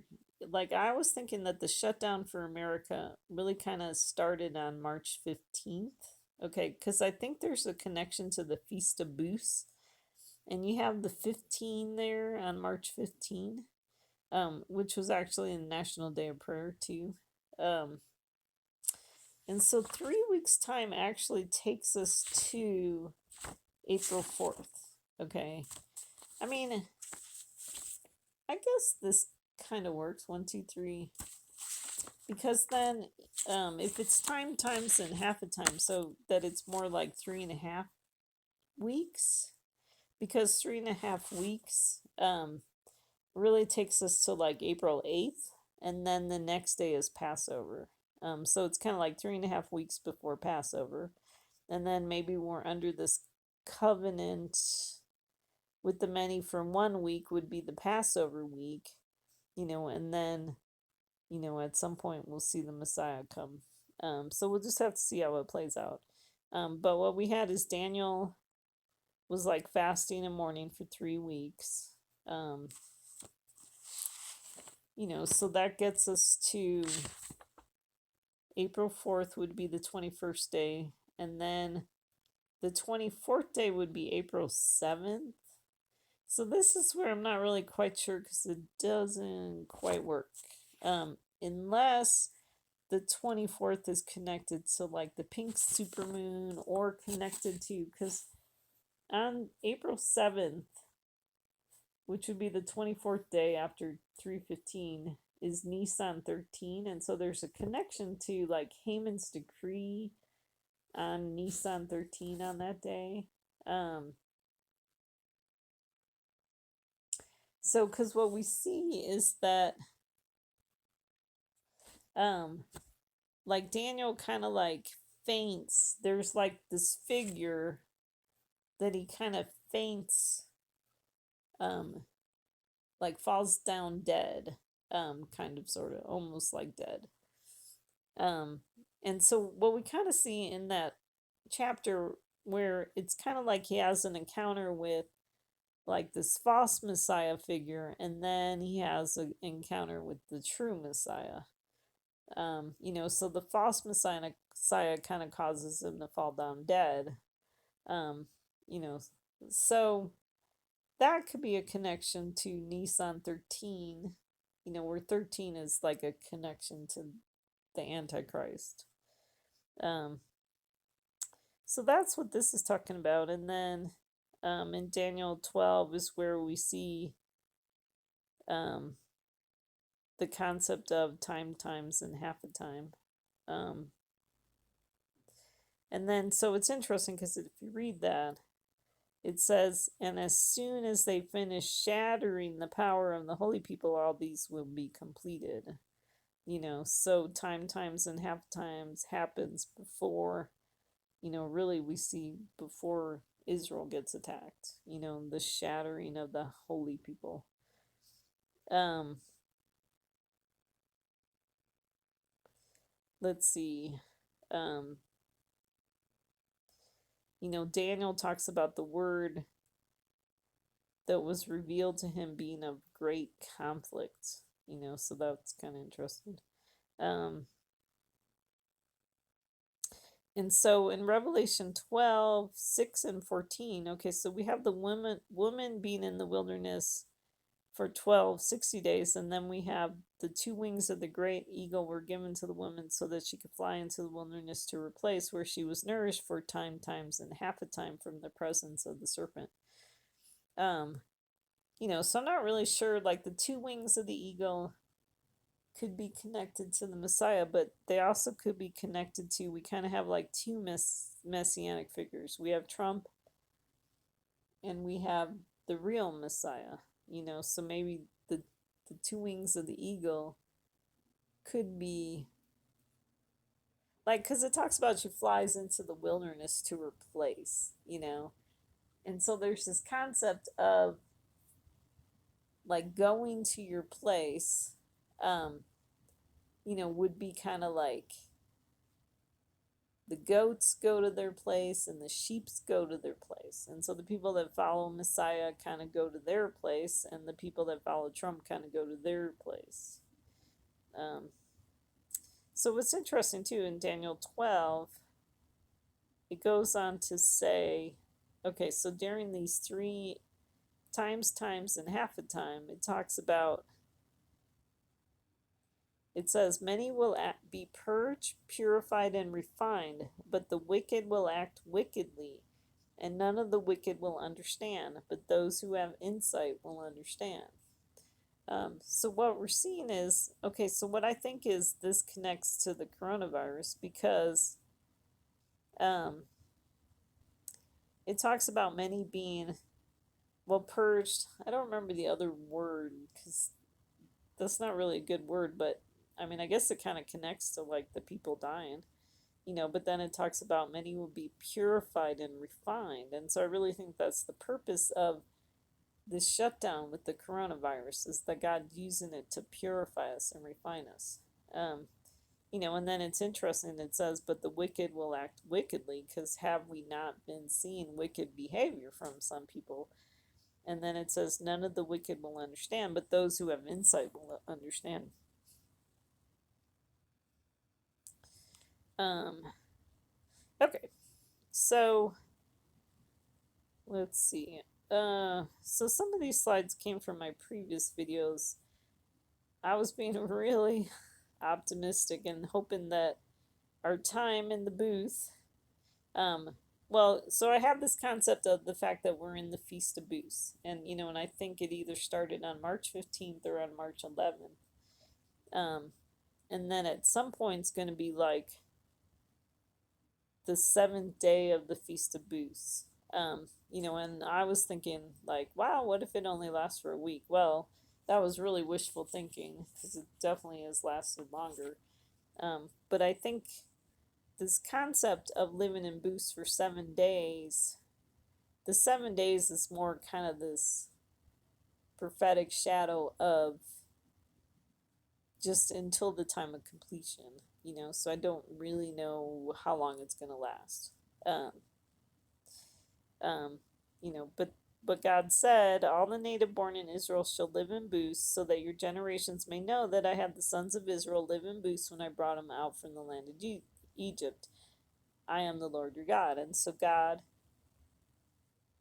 um, we have the same concept of, like coming out of the land of Egypt connects to the greater Exodus, where we're coming out of all the nations of the world, and so then God had the sons of Israel live in booths during the time of the Exodus. So how much more is he going to have us live in booths for the greater Exodus? Um, and then what's interesting about when God's teaching about the Feast of Booths is that We weren't to do any laborious work of any kind. We were to present an offering by fire to the Lord. So that could be a picture of the people dying with the coronavirus. And then he says, on the 8th day, you shall have a holy convocation and present an offering by fire to the Lord. Okay, so I think what's possible is that we could be looking for an 8th day, um, after the 7 days of completion of the coronavirus. So when that is, I'm not exactly sure. Um, um, but what's interesting is April 7th was the 70th day after the deal of the century, and that was the supermoon. So that was definitely very interesting, prophetically speaking. Um, and then I wrote Second Banquet of Esther. Um, um, but it's interesting because I also think the Second Banquet of Esther could connect to Easter.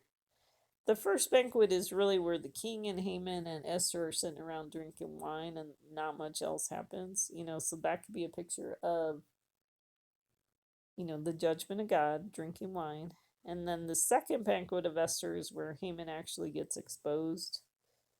Um, so I'm not totally sure when God would consider the second banquet of Esther starting. I mean, it would be interesting if he was considering that to be Easter Day. And then what's interesting is 3 days after Easter is April 15th. So we'll have to see what happens. Um, um, so, um, yeah, I guess April 7th is 6 months after Trump removed the troops. Okay, let's see how that works. Yeah, after he removed the troops from Syria. So we could technically be in like the 7th month, and that started on like the 8th of April. Um, it all depends on. I mean, that's why it's kind of difficult with dates in prophecy because you don't really know when you start counting. Like we won't really know until it's all done, and then we'll put it all together and go, oh yeah, that's what God meant by that. Um, so, okay. Um, and so, like I said, we're in the Feast of Booths. Okay. Um, and so in Isaiah, let's see. I thought this kind of connected to the time that we're in. At night, my soul longs for you. Indeed, my spirit within me seeks you diligently.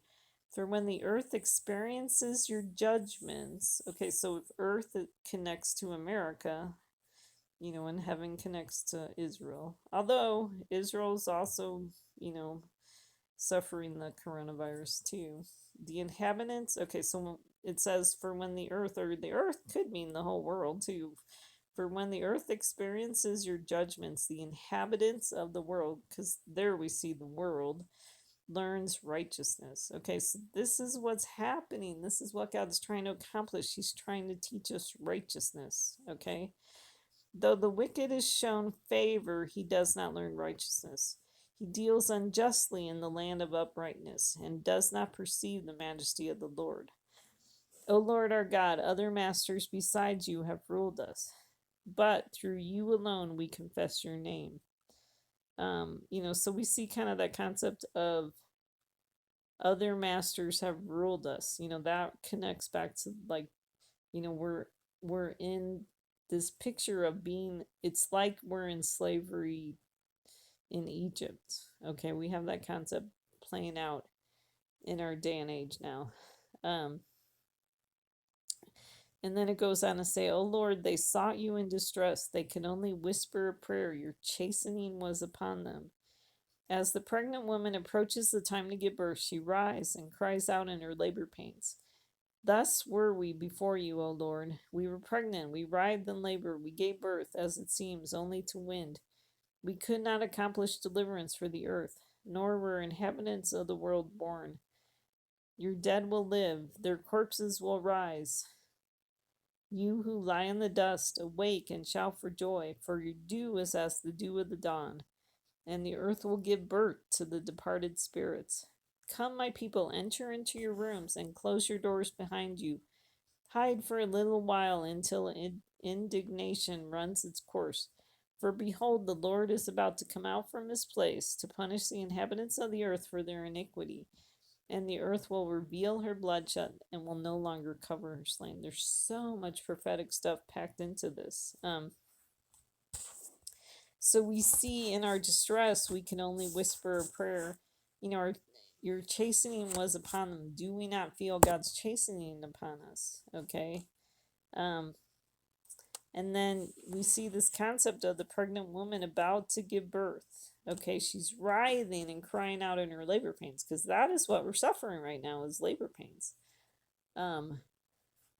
So like we see that we're under the coronavirus, and then there's still other things going on like earthquakes, and like just over Easter Sunday and Monday we had 50 tornadoes, just this terrible weather going through, and I mean a bunch of people died in that too, so it's just been awful. um and so we writhe in labor because that's what's been going on. And then God goes on to talk about your dead will live, their corpses will rise. So that's some good promises of if we're losing people in the coronavirus or in tornadoes, we can have hope that the dead will live. And then especially the second part of the judgment, when we see Israel attacked, we can have hope that the dead, there will live. The dry bones will, the Son of Man, the Messiah, will come and prophesy over the dry bones and bring them back to life. Let's see. So God says, enter into your rooms, close your doors, hide for a little while until indignation runs its course. So if you understand that God's mad about, I mean, it's not just the deal of the century, like that could be the straw that broke the camel's back. I mean, there's a lot more that he's mad about. Obviously abortion is a huge thing, both like, and the sins of both the Jewish people and the Christians mixing with the nations, so there's plenty for God to be mad about. Okay. um, um, and then it says the Lord is about to come out from his place to punish the inhabitants of the earth for their iniquities. So it's neat because after the writhing and labor pains, we see this promise of the Messiah coming. Although when he comes, he's going to punish the inhabitants of the earth. I mean, that would be the goats for their iniquity. But the good thing is when Messiah comes, he's going to separate the sheep and the goats so that we no longer have to be under the same judgment as the goats. Just like with the 10 plagues, at some point, God made a division between, the Egyptians and the Israelites. Okay, so I talked about Purim. Purim was March 10th, when we read the book of Esther. So what's interesting is the first chapter of Esther, we see this banquet that lasted 180 days, okay? So that could be a connection to the time of 666, okay?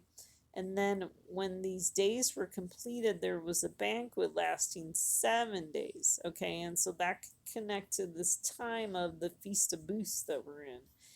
And I mean, I think it actually lasts, like I said before, it's lasting longer than just 7 days. But 7 days, I mean, I think what there is there's kind of this concept of the 7 days is we're in our booths until God accomplishes his purpose, because 7 is like the number of completion. And then uh, there's this concept of the eighth day being connected to the Messiah. And so we're going to be in these booths for 7 days, and then on the eighth day is when the Messiah is going to show up. And so what's interesting is during this banquet, this second banquet, it talks about drinks being served in golden vessels of various kinds, and royal wine was plentiful according to the king's bounty. Okay, if wine is connected to the wrath of God, the wrath of God was plentiful. Okay. So anyways, and then it talks about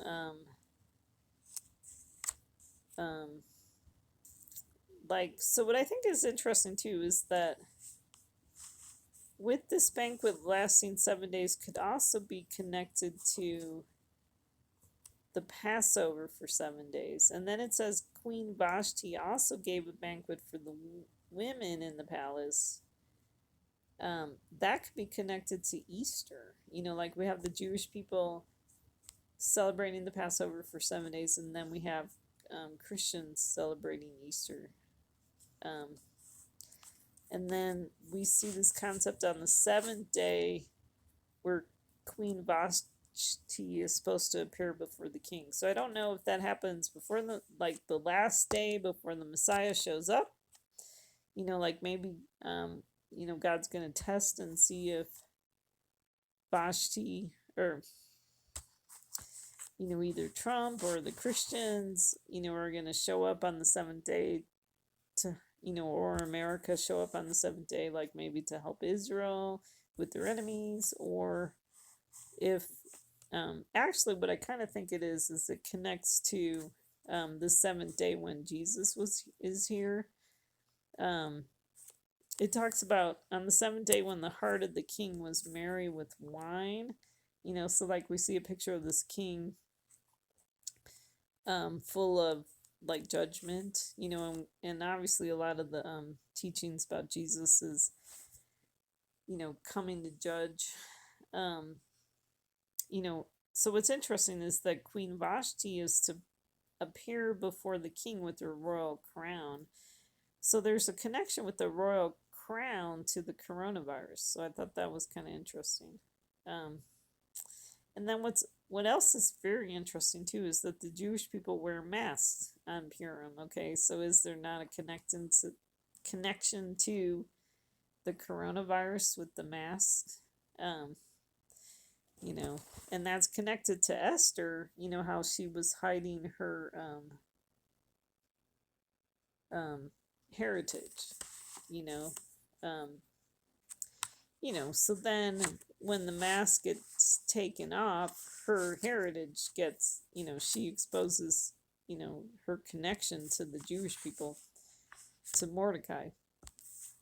And so when Jesus comes and we reveal our connection to Jesus, we're no longer going to need to wear masks for the coronavirus, because, Jesus is going to give us his seal, rather than right now we're under this 666, like just guilty by association, but Jesus is going to set us free from that.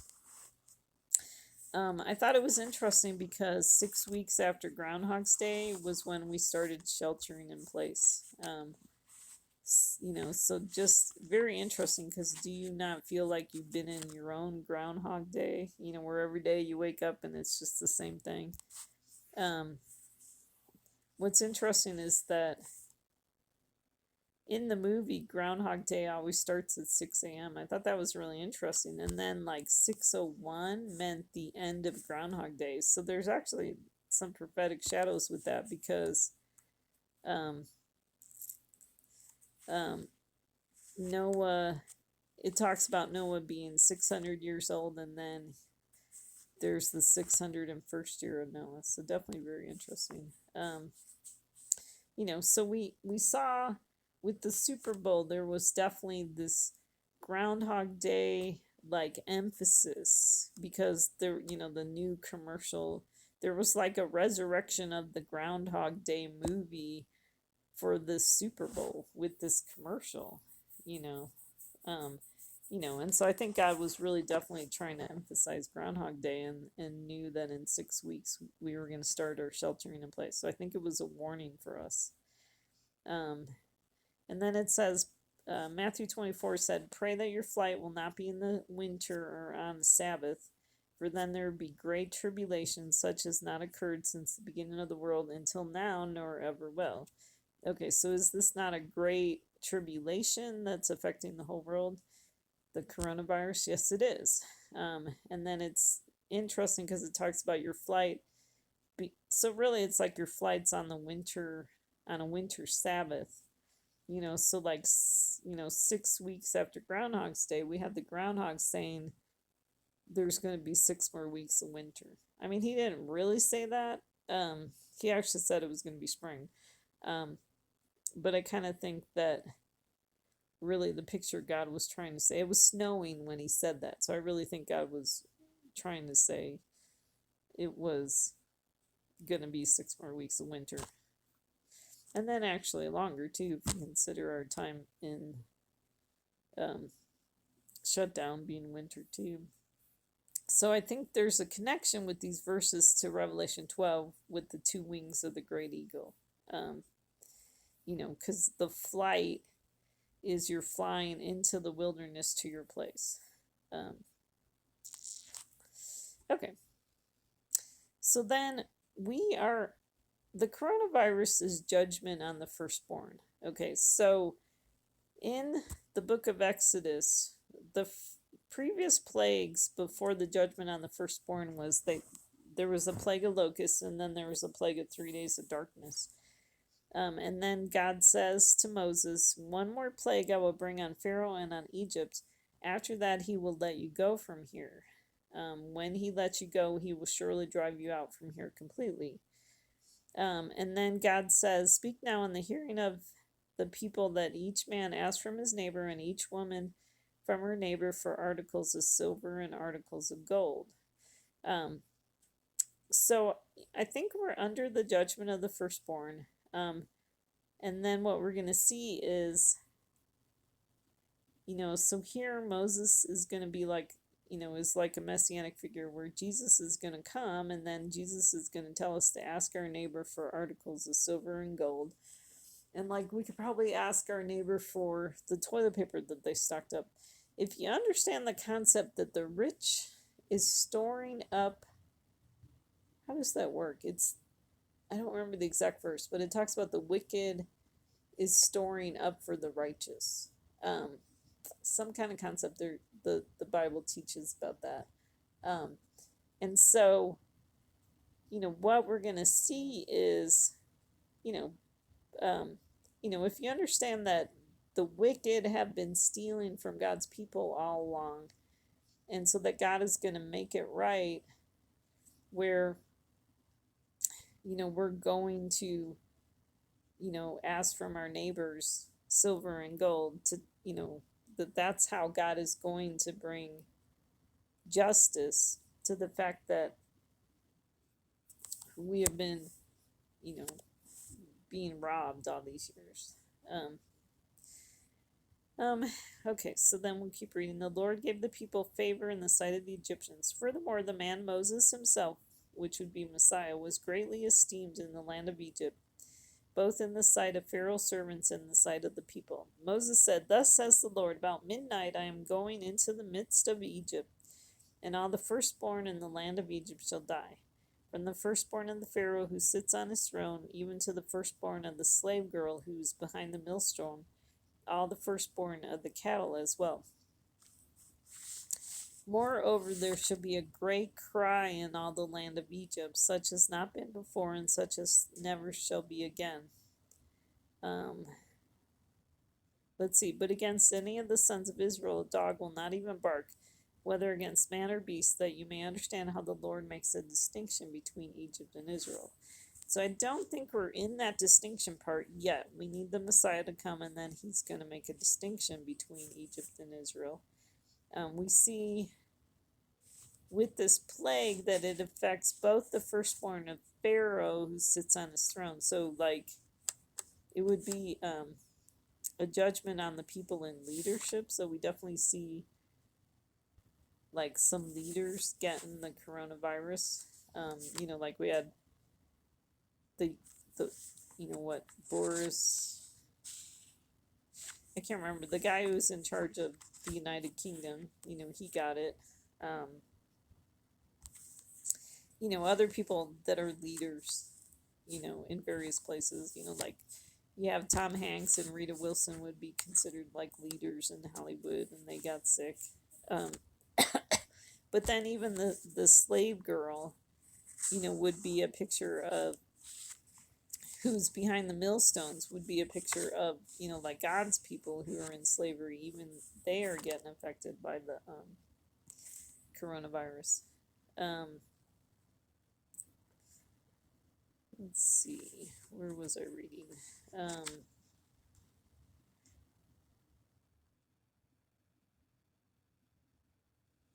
Okay. All these your servants will come down to me and bow themselves before me, saying, Go out, you and all the people who follow you. And after that I will go out. And, so that'd be Jesus going out with his people. And he went out from Pharaoh in hot anger. Then the Lord said to Moses, Pharaoh will not listen to you, so that my wonders will be multiplied in the land of Egypt. Moses and Aaron performed all these wonders before Pharaoh. Yet the Lord hardened Pharaoh's heart, and he did not let the sons of Israel go out of his land. So it's interesting because here I see Pharaoh being like a picture of Trump. And so it talks about like God hardening Pharaoh's heart. Could you not see God hardening Trump's heart? And the reason why God's allowing this to happen is so that, God says, so that my wonders will be multiplied in the land of Egypt. God is trying to get people's attention. And what's interesting is that they're missing it because they don't. What's interesting is during Passover, one of the four questions is, why is this night different than any other night? And so we see people asking that about the coronavirus. Why is this coronavirus different than any other plague? So they don't see, the season that we're in. They're missing that, the reason why this is different is that, well, one, it's happening worldwide. Two, it's, connected to, it's near the end of the season of Israel being a nation for 72 years. It's connected to this ramping up of other plagues around the world. So it's different. God is trying to accomplish stuff, and people are either blaming global warming or just seeing it as just a natural.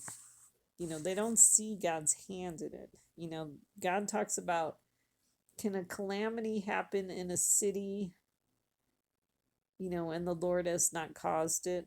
And really the answer to that is no. When a calamity happens in a city, God has caused it. And so now we have calamities happening in all the cities, or calamities happening around the world. And God is causing these worldwide calamities, okay? But people are missing it, okay? And why is God doing this? Because God wants, God wants his wonders to be multiplied. God's trying to get people's attention.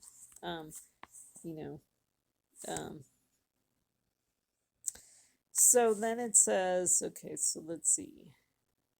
So it goes on to say in Exodus 12, now it came about at midnight that the Lord struck all the firstborn in the land of Egypt, from the firstborn of Pharaoh who sat on his throne to the firstborn of the captive who was in the dungeon, and all the firstborn of cattle.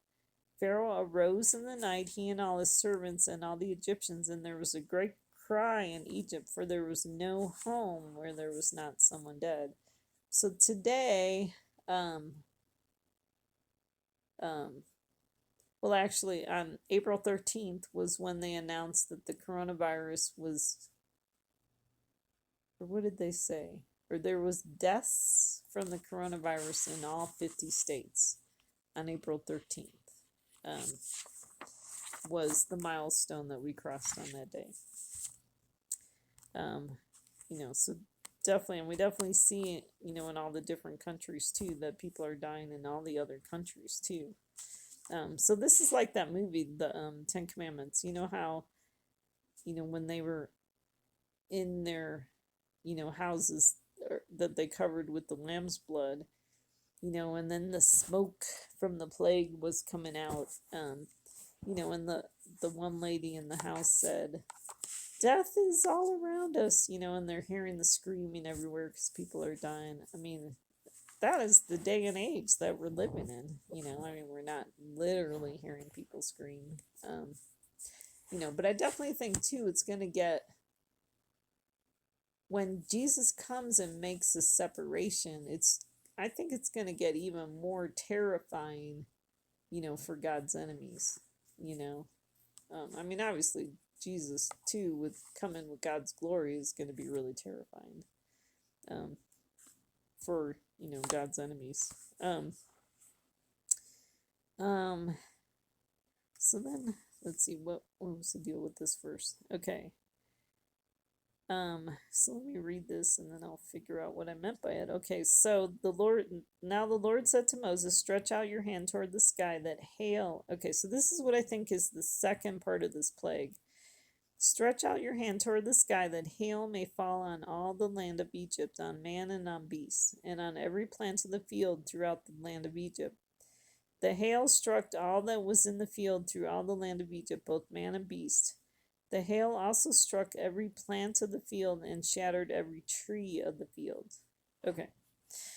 So, I think the plague of hail could be a picture of Israel getting attacked. We don't see it here, but there's a concept of the fiery hail,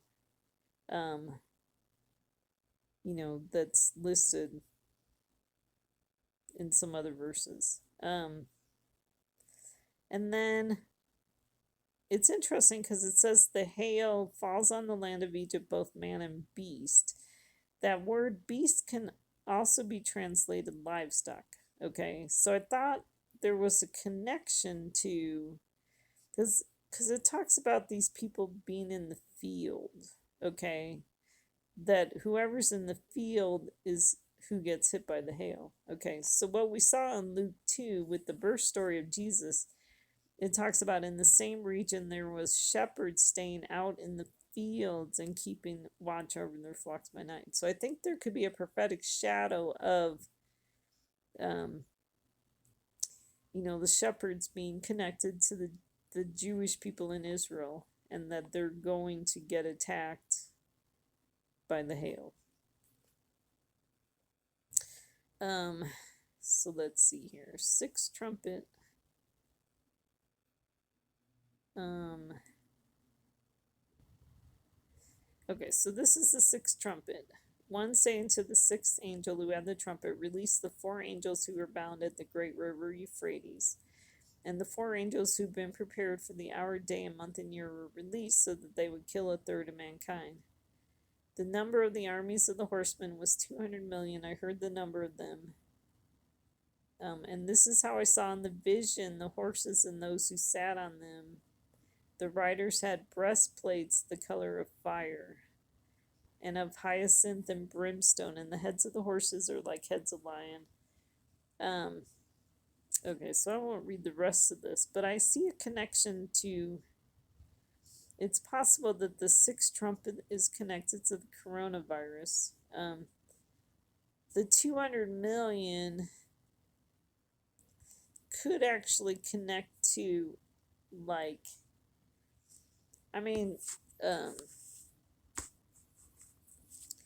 that could have been, that could be connected to the number of people that are going to die by the coronavirus, or the projected death of people that are going to die by the coronavirus. What's interesting about these horses for the sixth trumpet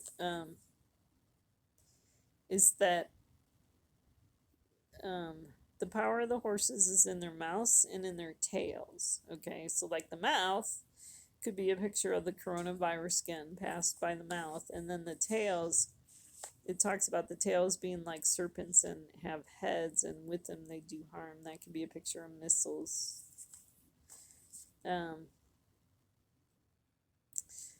So maybe what we're seeing with the coronavirus is the sixth trumpet. I already talked about the fourth horse of the apocalypse. So I won't mention that. Okay. So Amalek, or Amalek, what's interesting on March 7th was Shabbat Sukkot, and that's where we remember Amalek. I wrote 30-day, 3-day warning. That might not apply. That was maybe connected to if things happened a little earlier than they did, so you could just ignore that. But it's kind of interesting because if you, this is what God tells the Israelites. He says, remember what Amalek did to you along the way when you came out from Egypt, how he met you along the way and attacked among you all the stragglers at your rear when you were faint and weary, and he did not fear God. Therefore it shall come about when the Lord your God has given you rest from all your surrounding enemies in the land which the Lord your God gives you as an inheritance to possess, you shall blot out the memory of Amalek from under heaven. You must not forget. Or Amalek. So we see kind of this concept of, Amalek was taking advantage of the faint and weary stragglers at their rear. And so I think we're going to see, either Turkey or Iran or Russia or a combination of the three, or maybe other people too, taking advantage of the weakened state of Israel to attack them. So, when Daniel talks about when he had his vision of Gabriel, that, that was during his extreme weariness. So I thought that was kind of interesting. Okay, so Passover connections. The first Seder was April 8th. That's when the Jewish people, they don't really do the Passover lamb. They'll have a lamb bone or something like that to represent the Passover lamb, but they eat bitter herbs and matzah. And so that is definitely a connection to suffering, the bitter herbs. And then there's 15 steps of the Seder. Okay, so on April 8th, they have a Seder dinner, and then on April 9th, they have a second Seder dinner, which the two Seders connect to the two banquets of Esther. They connect to the two visits to Joseph. And then there's 15 steps in the Seder. That actually connects to the 15 stations of the cross. So kind of this concept of sharing in the suffering of Messiah. But it's interesting too because the 15 also connects to this number of steps to the altar, but it also connects to the flood, and Noah gets as high as 15 cubits high. So I thought that was kind of interesting. So definitely those are all connected. What's interesting is the Passover lamb is killed on the afternoon of the 14th. Okay, so we already passed Nisan 14. That was April 8th. So one thought I had was, so we got April 14th coming up today. And then it moves into April 15th. So what's interesting about that is April 15th is 3 days after Easter. So those are potential dates. So it's possible that Israel could get attacked on April 14th, them being a picture of the Passover lamb that gets killed on the afternoon of the 14th. So that's a possible. I mean, we just have to see. I have no idea the time frame anymore. What's interesting with Passover is before Passover, the Jewish people remove their hametz or their leavening. So what's interesting is while we're in isolation for the coronavirus, God is using this time to remove our leavening. Okay. And then that connects to Joshua. God had Joshua circumcise Israel before they entered the land. So God's cleaning us out and removing our sin before we're going to enter the land with Messiah. The Passover blood was put on the 2 doorposts and the lintel. Okay, there's a connection with 9/11 and a connection to Samson. Okay, because let's see. I guess I put the verses from Exodus about the blood on the 2 doorposts. But Samson ends up knocking down the 2 posts in his death. And so I'd like to propose that what we have is that because of Trump 666 is that he is causing blood to be on the doorpost and the lintel. And so that because of Trump's sin, he's going to bring down both the nations of Israel and Judah, which would be the 2 doorposts. And then the lintel would be, there's kind of this connection of overlooking, so kind of this concept of the firstborn that's in charge right now.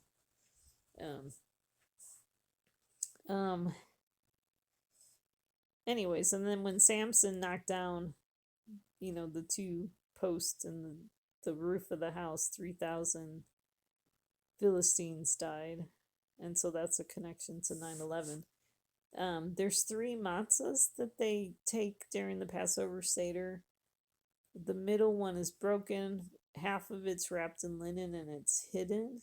And so we see a concept of like, if the middle one connects the tribe of Judah, it's broken. So half of it is like broken and hidden, like wrapped in linen, like grave clothes and hidden. So that would be a picture of like, the Jewish people in Israel that get attacked, they get buried or hidden, wrapped in linen, while the Jewish people in America, they're fine. Nothing happens to them. Okay, so like I said, what makes this night different from all the other nights? And then on all nights, we need not dip even once, but on this night, we dip twice. I think that could be a connection to the double parts of the plague. On all nights, we eat leavened bread or matzah, and on this night, only matzah. That could be a connection to the Messiah. You don't want leavened bread. You don't want to be following leavened bread. The 2 loaves of bread that are waved during Shavuot or Pentecost are leavened loaves. And so I think that could be a connection to Trump and Netanyahu are the leavened loaves, the 2 loaves that have sin in them. And then on all nights we eat various vegetables, but on this night bitter herbs. So there's definitely a connection with Passover to the bitterness and the suffering of Messiah. On all nights we eat sitting upright or reclining, and on this night we all recline. There's a connection to Haman falling on Esther's couch during this time. So like maybe a picture of Haman getting sick, like Esther.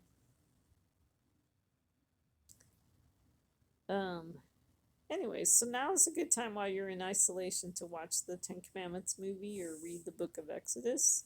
Or on YouTube, there's some really cute Jewish videos about Passover. they do some creative stuff, like they did the Passover Rhapsody using the Queen song, or there's a Lion King Passover. Um, the Maccabees do like a Passover connect like um, that comes from the Les Miserables story. So definitely some interesting things you could watch. Um, I mean, the Ten Commandments is such a great movie, and we're living it out right now, and so that's why I recommend that movie. Um, and just really quickly, some Easter Palm Sunday connections. So eggs. There's this verse that talks about if you find a bird's nest with young ones and eggs and the mother, you're not supposed to take the mother with the young. And so I think there could be a prophetic shadow here where um, the mother is a picture of the Americans, the American Christians, and then the young or the eggs could be a picture of the Jewish people, and those get taken. So um, I think we see a picture of, with the second part of the plague, that America doesn't get attacked, but Israel does.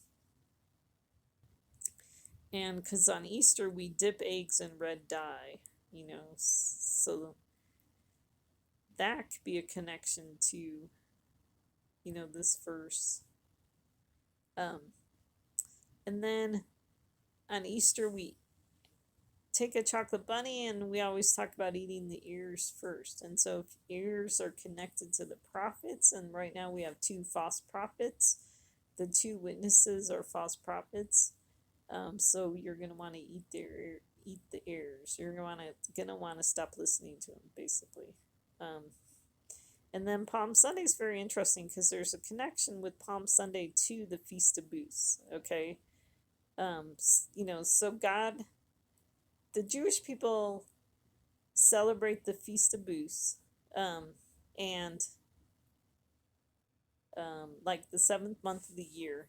And one of the things that they do is they use palm branches to make the roof of their booths, but they also make a lulav out of palm branches, and they shake that for 7 days. So definitely a connection with the palm branches to the Feast of Booths. And then it's interesting that there's a connection to, Palm Sunday, or like Jesus's triumphal entry, where they're taking their branches. So, kind of a picture of Israel, seeing their Messiah while they're in their booths,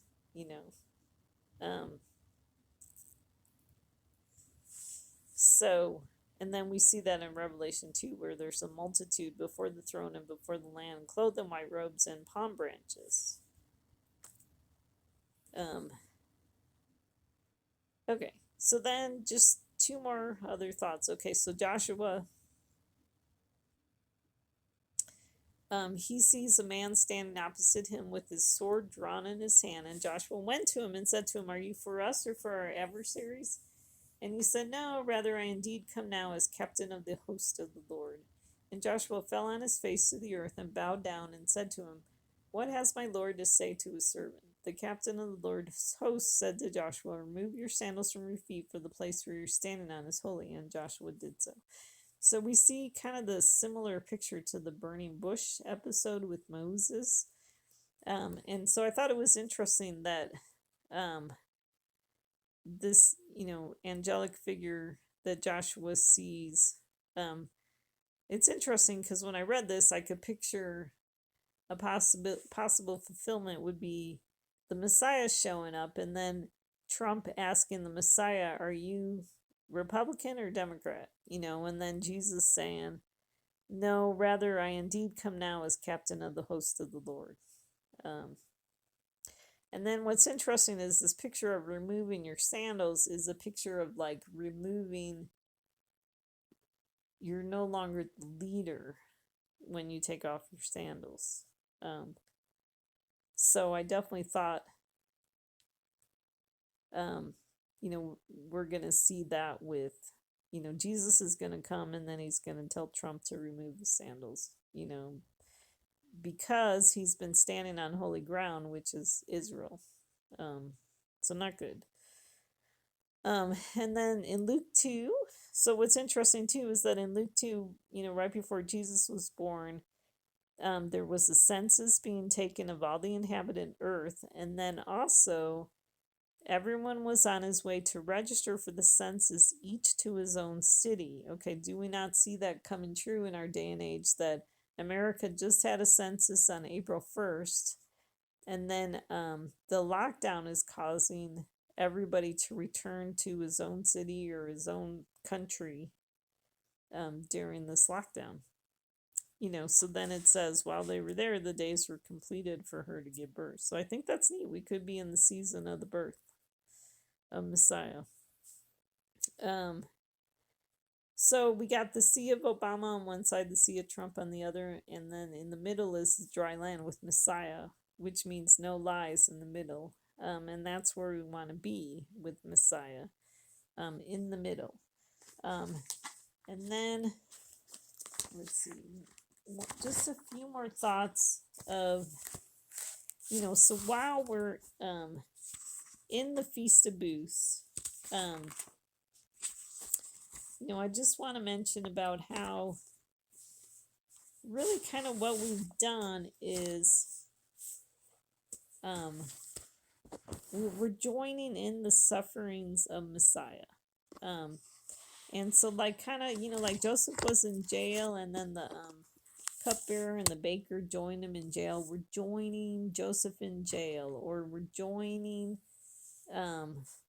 Joseph in the pit, or we're joining Moses in the wilderness, or we're joining Daniel in the lion's den, or we're joining ultimately Messiah on the cross. Okay. And so some verses that I read about suffering, so Paul actually writes a lot about suffering. Now's a good time to read the Psalms because they have some good lamenting Psalms.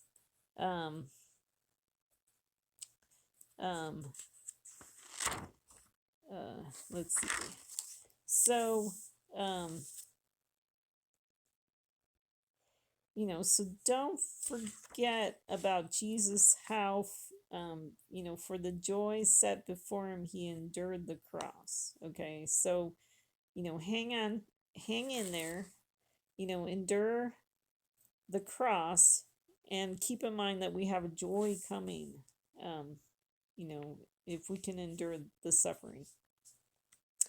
And then, so 1 Peter 4:13 talks about sharing the sufferings of Christ. Paul writes about sharing with him in his affliction. Colossians, Paul writes about filling up what is lacking in Christ's afflictions.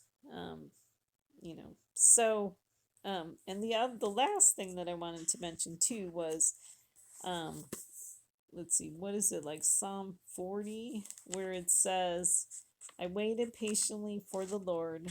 He inclined and heard my cry. He lifts me up out of the pit, out of the miry clay. And so I was thinking, like, if we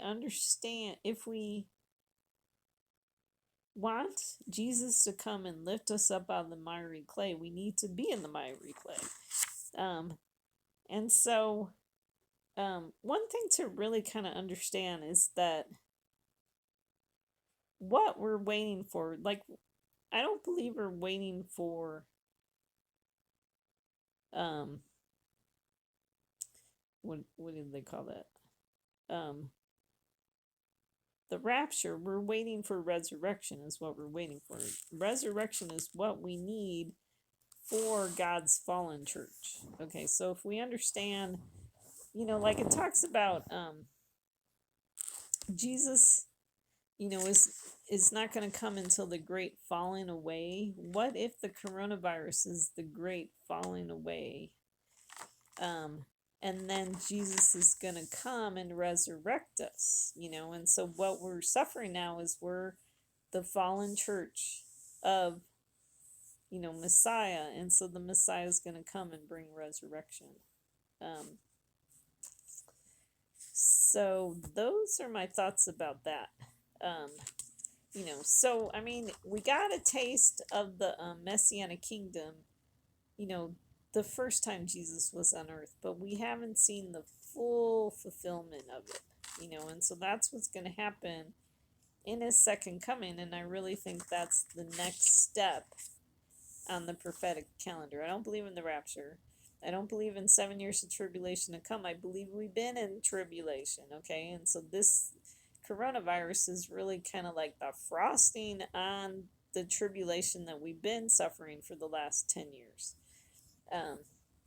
Not that you would call it frosting, but, the frosting on the cake. So really what I believe is the next step is the Messiah is going to come. And so, and there's lots of verses too about, kind of this concept of,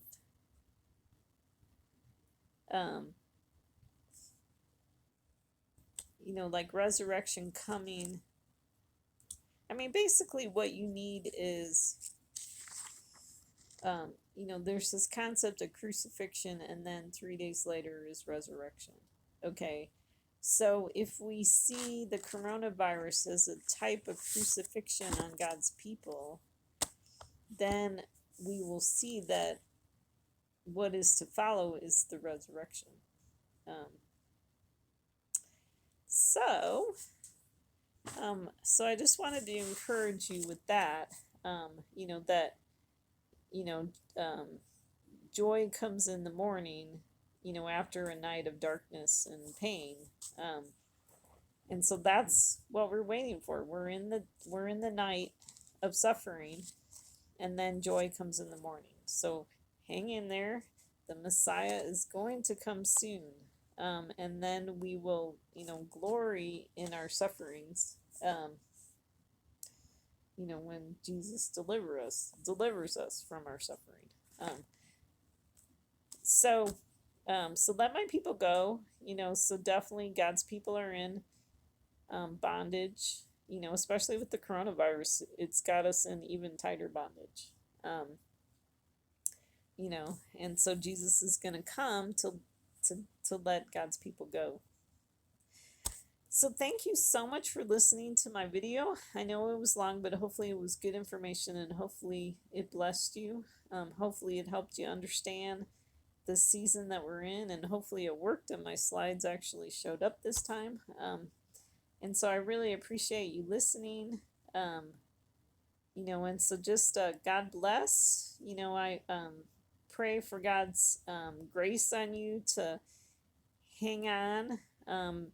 For I don't know how much longer this season of being in the booth, the suffering is gonna last. But I just pray for God's grace for you to hang on until the morning. Okay. Until Messiah comes. So God bless. Thanks so much for listening, and we'll catch you later.